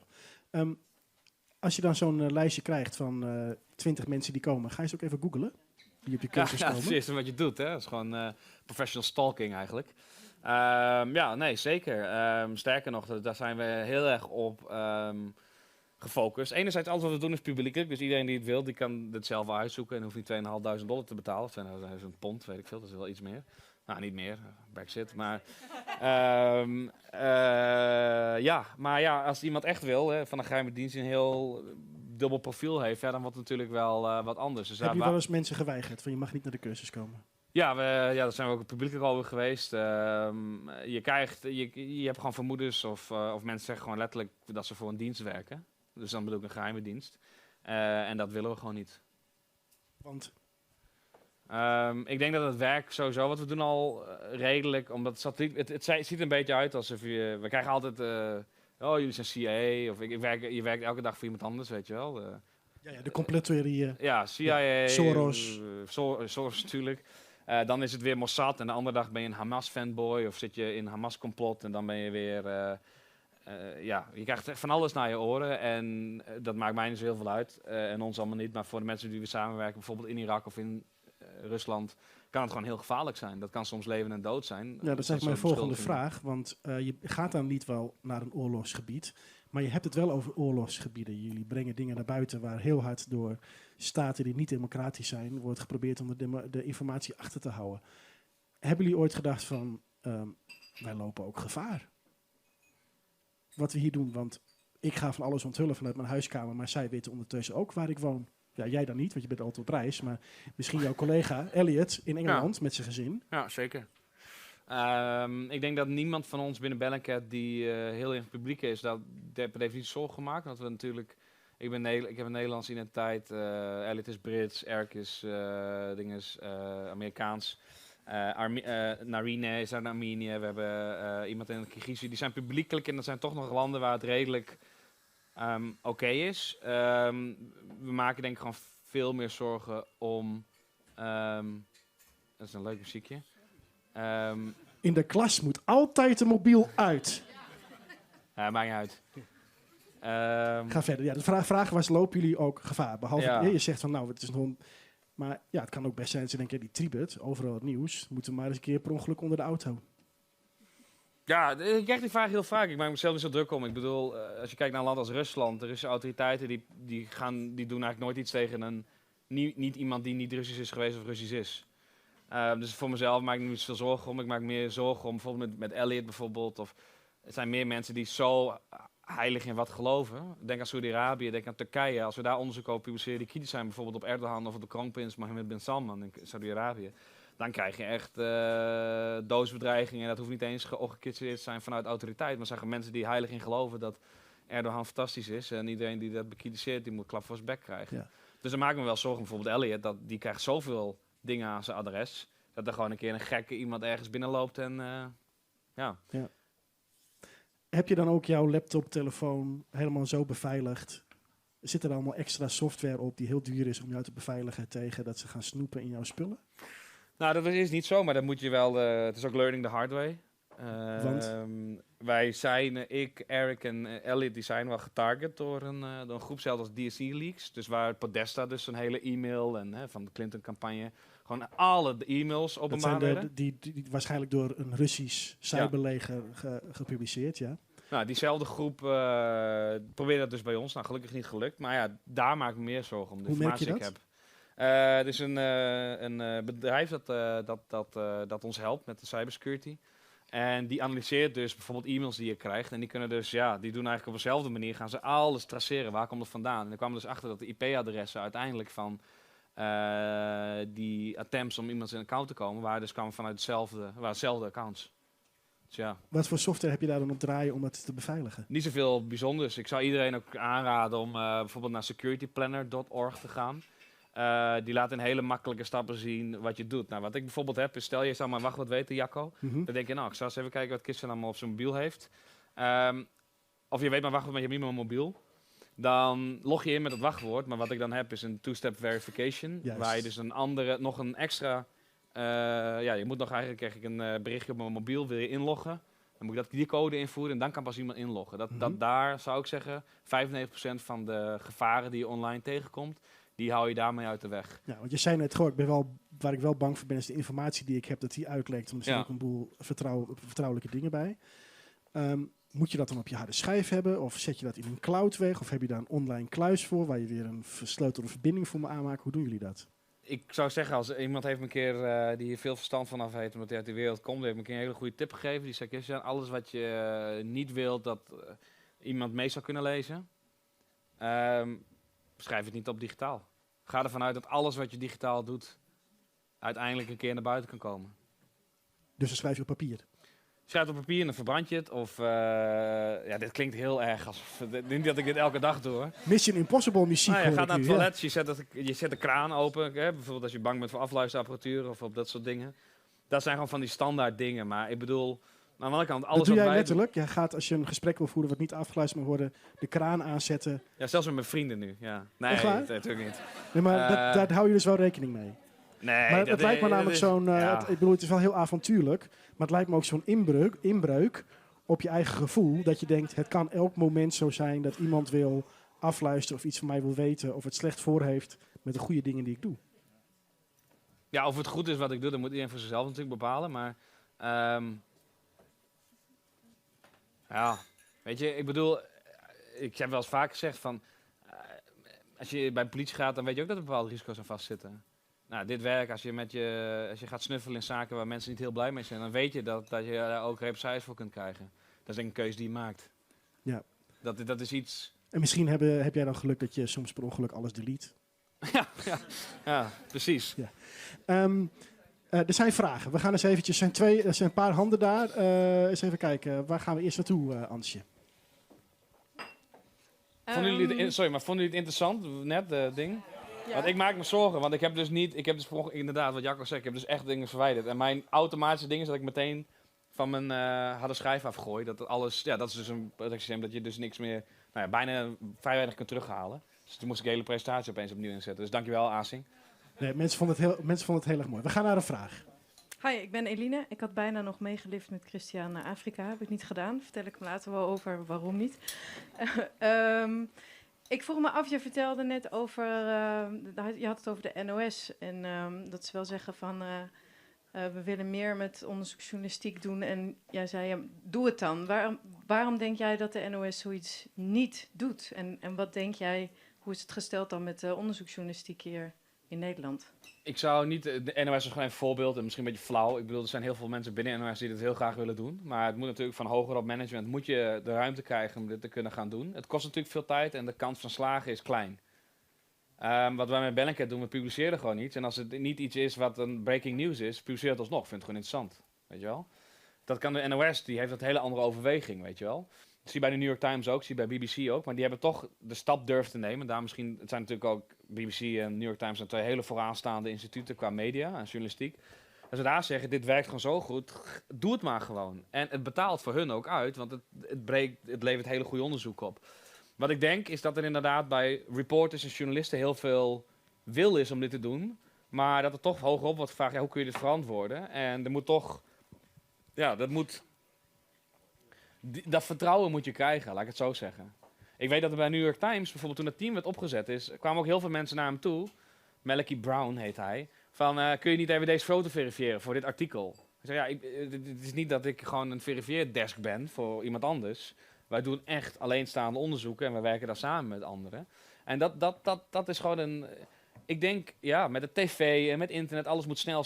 En dit is gewoon echt een paar stappen terugnemen. Dus je kunt ook afvragen, weet je. Dat is een hele interessante discussie. Ik weet soms ook niet wat ik daarvan moet vinden, hoor. Maar kijk naar bijvoorbeeld hele goede onderzoeksprogramma's in Nederland. Sembla, Argos op de radio. En laatst Tegenlicht bijvoorbeeld, weet je wel. Dat er dus over nagedacht wordt, om minder geld te geven in dat soort programma's. En dan ga je dus afvragen, oké, er zijn goede redenen voor te noemen, begrijp me niet verkeerd. Maar je moet je afvragen, ja, wat wil je bereiken met journalistiek die je doet? En ik denk dat er gewoon heel veel verschillende vlakken van journalistiek zijn. En dat heel veel journalisten misschien zelf wel willen, maar het heel moeilijk is om dat te verkopen, om het zo maar te zeggen. Ja. Wat zou jij, als jij bij de NOS toch werd aangenomen op zo'n desk, wat ze het allemaal gingen doen, zou jij graag in Nederland als eerste willen gaan onderzoeken? Nou ja, het mooie is dat Bellingcat dus nu een kantoor gaat openen, dat hij donatie gekregen van 500.000. En heel vaak zijn al Nederlanders naartoe gekomen, kunnen jullie hier niet eens naar kijken, kunnen jullie daar niet eens naar kijken. En je krijgt echt een paar mails per dag. En je moet heel veel mensen teleurstellen, weet je wel. Iemand die zegt, mijn dochter is vermoord of verkracht zo lang geleden en in 1996 en misschien kunnen jullie hier een licht op schijnen. En dan moet je toch uitleggen, ja, 1996 is bijna geen sociale media, is bijna niks. Ja, ik zou willen dat ik wat mee kan ik niet. Ja, maar er komt bijvoorbeeld nu een parlementaire enquête. Nou, hoe is het eigenlijk precies gegaan met de gaswinning? Ja. Zou dat ook iets zijn wat jullie Sterker nog, gaswinning is een van de eerste dingen die we aan willen beginnen. Ja. En wat is daar je doel? Er zijn heel veel verschillende vraagstukken van verschillende mensen die al hebben binnengekregen. En dat zijn soms gedetailleerde dingen. Dat is soms misschien gesjoemeld. Dat is dan een gerucht. Of dat is wat iemand zegt. En dan gaan we kijken, nou, kun je daar iets voor vinden in openbare bronnen? Maar er zijn heel veel verschillende manieren van alles wat je kunt gaan bedenken. En waar dus heel veel om die vraag terug te komen, dat wij bijna niet de capaciteit hebben, maar dat we dus mensen willen leren hoe te doen, dat ze zelf met die vragen aan de slag kunnen gaan. Dus het vette is dat er heel veel, bijvoorbeeld, niet alleen universiteiten zijn naar ons toegekomen om te helpen, maar ook ROC's en weet ik veel wat. En dat is natuurlijk heel vet als je jonge mensen die gewoon al heel vernuftiger zijn, soms vaker dan ons met Instagram, weet je wel. Iedereen heeft wel een keer iemand anders gestalkt die je leuk vindt, of weet je wat, weet je wel. Nou ja, dat kun je gebruiken voor een onderzoek ook. En door met jongeren samen te werken die graag aan iets willen onderzoeken, krijg je dat dus wel voor elkaar. Ja, jij was een goede stalker, dan ben je vast ook een goede bellingkatter. Ja, nee, dat zou je wel kunnen zeggen. Een deel is natuurlijk sociale media, absoluut. Ja. Er was nog één vraag, begreep ik. Ja. Ja, ik zie heel veel dingen voorbij komen die dus niet echt blijken te zijn, die verdraaid worden, die, waarvan de feiten moeten worden gecheckt. 2 vragen. Check jij alles? En wat kan ik nog vertrouwen? Oh ja, dat is... Laten we eerst met die eerste vraag beginnen. Want we hebben over het checken eigenlijk al heel veel gezien. Ja, vertrouw je nog wel iets? Ja, ik denk dat je ervoor moet waken dat je niet alles gaat wantrouwen. Want dan... Kijk, dat is natuurlijk een hele goede eigenschap. Maar dan kun je ook gewoon aan alles gaan twijfelen. En dan wordt alles opeens een complot. En als je online ziet, YouTube heeft dus een algoritme die laat, als je 1 keer naar een filmpje kijkt dat de aarde eigenlijk plat is, krijg je daarna alleen maar suggesties dat de aarde plat is. En internet is heel fijn dat het groepen als dit bij elkaar brengt. We hebben dus ook mensen die in van alles en nog wat geloven, wat goed dan wel kwaadschiks is, ook elkaar allemaal vinden. En door aan alles te twijfelen, wat interessant is, dat mensen dan niet meer gaan twijfelen aan die complottheorie, weet je wel? Dat is heel interessant, let maar eens op. Als je dan mensen hoort praten en dan vraag je, ja, maar waarom is dit dan opeens het antwoord? Is dat, ja, maar... Weet je, we kunnen dat niet, de Bilderberg-groep, de Illuminati, de CIA, Soros, weet je wel, allemaal goede, prima om daarover na te denken, vind ik ook interessant. Maar het is niet meteen die visie dat het dan ook waar is. Wantrouwen, ik denk, ja, heel veel gaat ook op af, gewoon denk je, ja, ik weet het niet, ja. Kan jij nog het NOS-journaal zien en denken, nou, ik denk dat het allemaal klopt? Ja, tuurlijk. Ik bedoel, grofweg alle traditionele media zou ik zeggen, die... Tuurlijk kun je van een metaperspectief ook, ze geven meer aandacht aan dit soort onderwerpen dan aan dat. Hè. Dat hoor je natuurlijk niet veel in Nederland. Ja, waarom gaat het altijd over vluchtelingen? Het gaat niet over de broodbank of voedselbank. En dan denk je, nou ja, typ maar in op Google, site nos.nl, voedselbank, staat van alles op, weet je wel. Het is ook vaak heel erg... Ja, ik denk dat dat belangrijk is. Dat is een belangrijke kritiek, maar dat komt wel zeker aan bod. Maar ik zou zeker het meeste wat je leest... Dat zijn gewoon mensen die, wel journalisten die gewoon graag iets willen uitzoeken. Dus ik zou niet zeggen, ja, kijk naar het NOS-journaal en niks klopt. Dus we hoeven niet te twijfelen aan de stukken van Asing Waldhaus in de Leeuwardenkrant.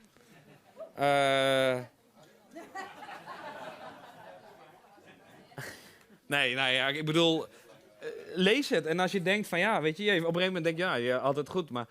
als je denkt van dit is iets waar ik zelf van af weet, dat zie je veel meer met platforms als een correspondent. Die zeggen, nou contacteer ons. Als jij het beter weet dan ons of wij hebben iets fout, laat het ons weten. Ja. Ik denk dat dat een goede gezonde instelling is. En dan nog niet inderdaad alles van de kaart te vegen van ja, dit klopt allemaal niet, want de NOS, weet je wel. Soros en dit en dat. Ik denk, ja, weet je, dat zijn zulke grote theorieën dat, ja. Ja. Nou. Heel mooi. Ik ben heel benieuwd. Dat vond ik heel mooi te horen. Had ik nog niet eerder gehoord dat jullie dus zelf onderzoek gaan doen naar hoe het met de gaswinning is gegaan. Ik ben heel benieuwd hoe dat gaat. Zometeen nog 1 rondje vragen, jongens. Je kan het nu doen. Voor die naar Amerika gaat, kan je nooit meer wat vragen. Want er komen allemaal mensen aan zijn desk. Dus dat zou ik zeker aanraden om zo even te doen. Geen vraag is te dom. We gaan nog 1 keer luisteren naar de Sweet God Animals. Volgende nummer heet Distant. Dat is van onze debuutplaat Distant. Komt volgende week vrijdag uit, 15 maart. We spelen een toertje van 8 shows. Zijn aankomende maandag te zien in het café De Brasserie in Emmen. En een paar tv-shows. We gaan even genieten.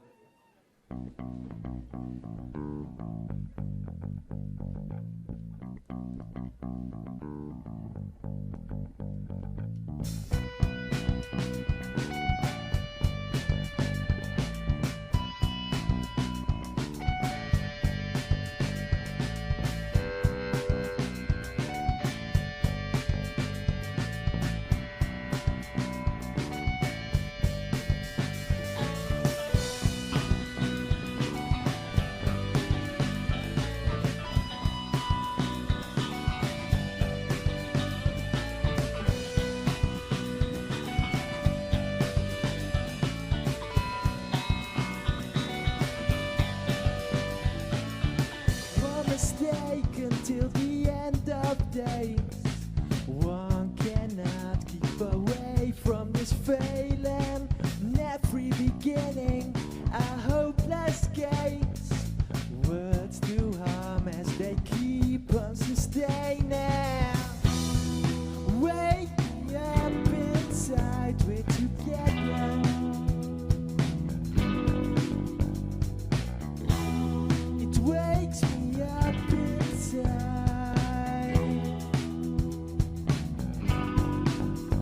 Together.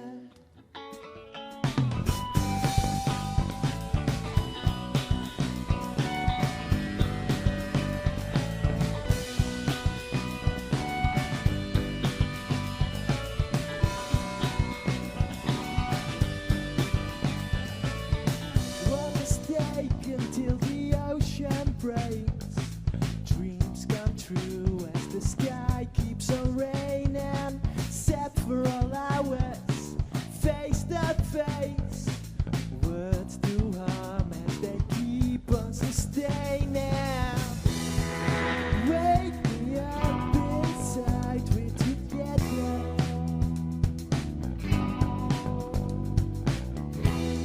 It wakes me up inside.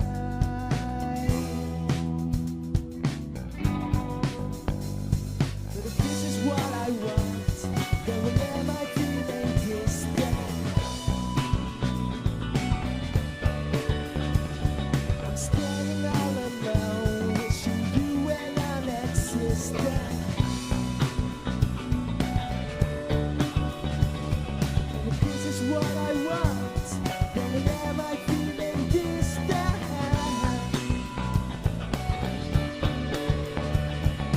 Show me your true love, 'cause it's never been consistent.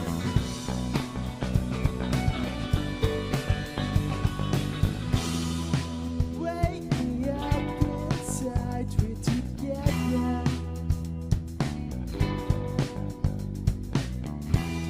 It wakes me up inside. We're together.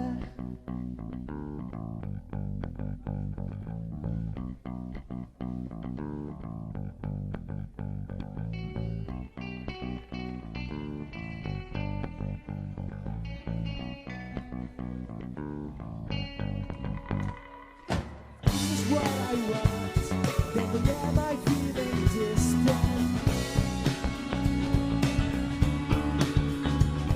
I'm standing all alone, wishing you were non-existent.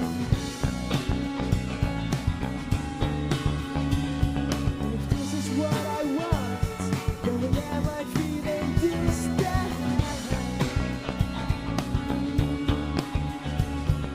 Show me your true love, 'cause it's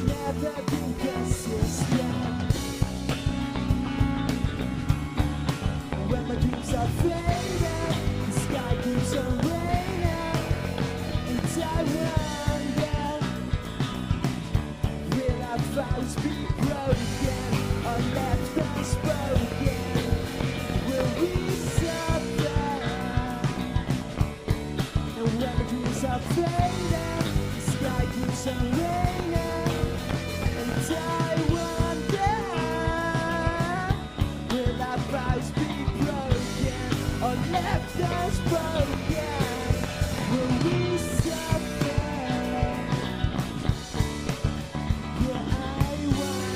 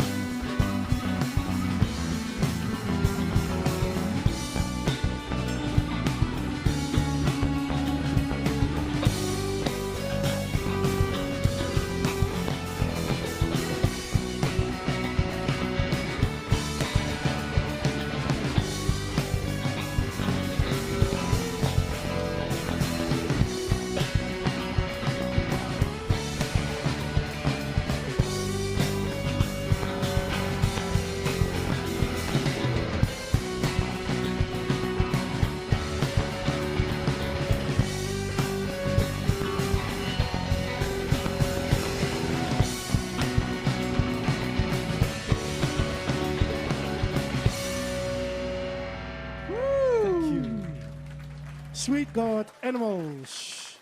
Uit het, de bron van popmuziek in Friesland tegenwoordig, Dokkum. Voor we nog even gaan vragen of er nog, kijken of er nog vragen zijn in de zaal, heb ik nog even een vraag aan jou.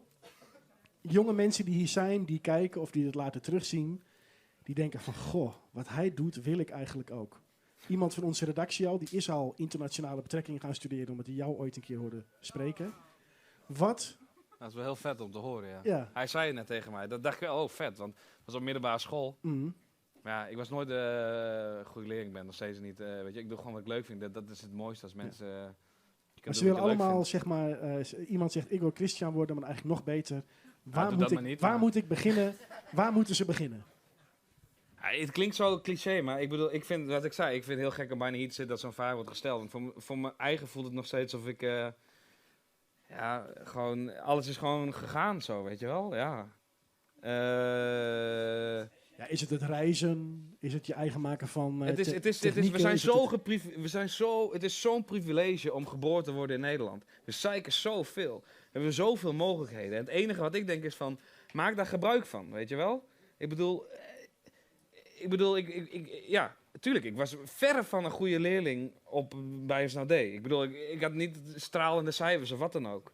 Maar dingen die ik leuk vond en ik verloor mezelf in, weet je wel. Op de universiteit heb je veel meer de mogelijkheid om bezig te gaan met dingen die je leuk vindt. En ook gewoon, weet je wel, ja, tuurlijk is het een lening en dit en dat.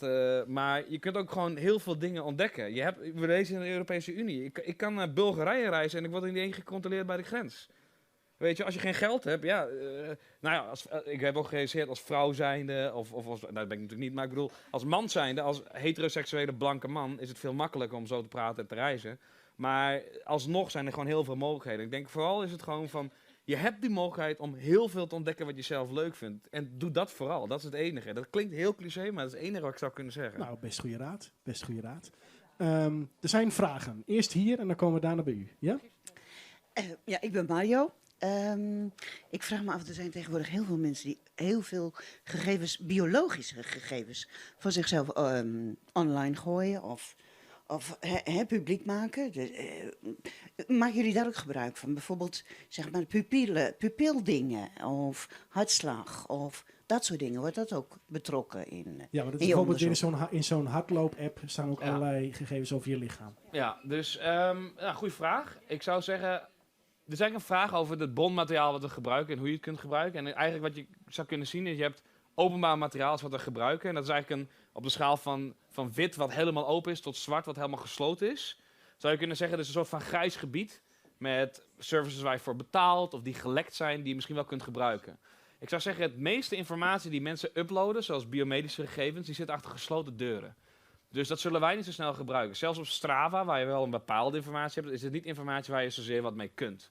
Wel de route die ze lopen misschien, maar niet een hartslag of wat dan ook. Maar je kan je voorstellen dat als je vernuftig bent en mensen die hacken, wat wij dus nu totaal niet doen, ik zeg niet weten hoe het moet, dan kan het wel gebruikt worden. Je ziet nu bijvoorbeeld al met heel veel mensen die zeggen, ik vind het heel vet, ik zelf ook, DNA-onderzoek, maar vooral ook stamboomonderzoek. Dus daar ben ik ook heel veel mee bezig. Ik vind het fascinerend. Voor mijn eigen familie, waar is mijn familie allemaal geweest over de hele wereld? En wat heel veel mensen doen, is dus zo'n DNA-test doen van myheritage.nl of ancestry.com. Wat je dus doet, je geeft je DNA-gegevens aan een commercieel bedrijf dat de service heeft in de Verenigde Staten. Wat dus al is gebeurd, en dan kan je zeggen, nou, sommige mensen zeggen, nou, dat is heel goed. Andere mensen zeggen, nou, vind ik niet goed. De FBI, die doet een onderzoek, misschien wel naar verkrachting. En die zegt, nou, als we nou eens die hele database hebben van die DNA, hebben we opeens een heel grote sample waar we kunnen kijken, komt er iets overeen. En dan kunnen we meteen zien wie in de familie zit. Dat is ook al gebeurd. Nou, mensen zeggen, dat is heel erg goed. Andere mensen zeggen, nee, dat gaat veel te ver. Nou ja, dat laat ik in het midden. Dat moet mensen zelf bepalen. Maar je kunt wel denken dat dat steeds meer gaat gebeuren. Denk aan DigiD.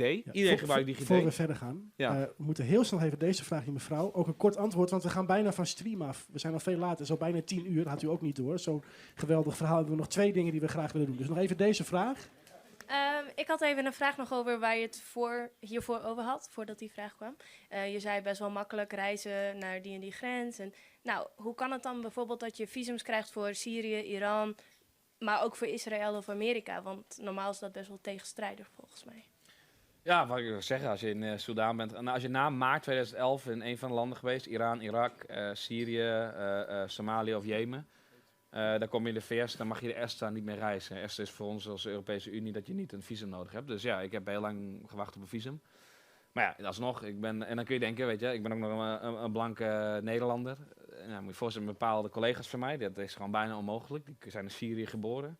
Maar die heten niet Christian, weet je wel. Dus dan merk je gewoon, het proces gaat gewoon veel langer. Dat gezegd hebben, ik ben nog nooit in Israël geweest. Dat is natuurlijk gewoon een enorm privilege, dat reizen.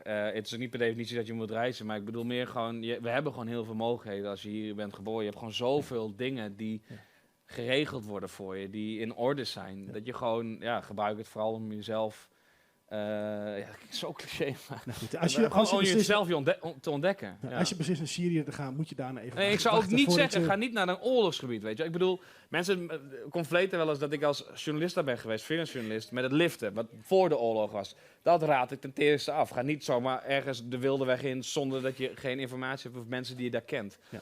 Eén ding wat ik nog wil zeggen over wat we doen. Ik ben natuurlijk bij 3 voor 12 Weet je wat we doen? We gaan zo even verder. Oh. Voor het van stream af zijn. Maar ik gun het wel nog 2 gasten die we hebben. Die we hebben beloofd in de uitzending zijn ook even erin te zijn. Kunnen we daar gewoon nog even doorgaan? Oh, oké. Geen enkel probleem. Eerst eens even naar een oproep van iemand die ook al zo net een vraag had. Ja. Iets compleet oors. Nice mist je het Eline van Diggeren. Eline, waarom ben je hier? Ik ben hier omdat wij komende zondag met tot nu toe al 3 volle touringcars op blauwe diesel naar de klimaatmars gaan. Met mensen uit de provincie. Er is nog plek. Jullie kunnen je aanmelden op het Facebook-evenement op de Vreunen van Fossielvrij Friesland. Of via www.maakdeklimaatmarsgroot.nl. Vorig jaar waren er natuurlijk heel veel mooie projecten rondom natuur en duurzaamheid. Kenny van der Graijden, Conference of the Birds. Dus het leek ons goed om vanuit de Legacy en de Vreunen om dit op te zetten. En je kunt je nog opgeven tot morgenavond, of morgenmiddag 5 uur. Er is nog plek. Kom mee. Gratis met de bus naar Amsterdam. Dankjewel, Eline. En lekker marsen. We hebben altijd poëzie in Iepen Up Live. Het lijkt me mooi om daar dan in ieder geval de stream ook mee af te sluiten. Maar ik ben even je naam kwijt. Maaike. Ik weet niet of je al aanstaat. Ja, hij staat aan. Maaike, staat hij aan? Ja. Take it away. Top, dankjewel. Wat een mooie avond. Ik ben heel erg blij om hierbij te zijn. Dankjewel, Christian. Ik vond het echt super inspirerend. Heel erg tof. Ik ben hier vandaag voor het eerst in de Neushoorn in Leeuwarden. Ik weet niet, zijn er meer mensen hier voor het eerst? Nee, ik ben de enige. Oké, ik ben de enige. Helemaal goed. Ik wil mezelf even voorstellen. Mijn naam is Vandaag. En ik lijk misschien veel op gisteren of op vorige week maandag. Dat hoor ik vaker, maar eerlijk waar, ik ben hier voor het eerst. Ik ben nieuw hier. En ik vraag me af wat je ziet als je zo naar me kijkt. Want ik zie mezelf het liefst als een onbeschreven blad waar je alles mee mag. Je nieuwsgierigheid volgen, doelen stellen en ze ook behalen. Zeg me, wat wil je van vandaag? Want ik ben enkel en alleen nu hier. Ik ben nieuw hier. En het is goed jullie te ontmoeten. Alright, dus mijn naam. Dankjewel. Mijn echte naam is Maaike. Dan ga ik even af voor de stream en dan kan je daarna verder gaan. Ik wil in ieder geval de meesten thuis even bedanken voor het Sjen. Zeg oren wie ik al werden hebben weer het verkiezingsdebat. Maar alle meesten van de provinciale partijen weet je hoe 2 weken op stemmen kunnen. Dat doen we natuurlijk op uw manier, dus het wordt absoluut net saai. Vooral Sjen of kommen. Jim thuis alweer tot de oren keer. Wie keer nog even verder en als je dichtbij bent, stap op een fiets, kom je heen en neem nog een borreltje. Hartstikke leuk. Dankjewel. Maaike, het woord is weer aan jou.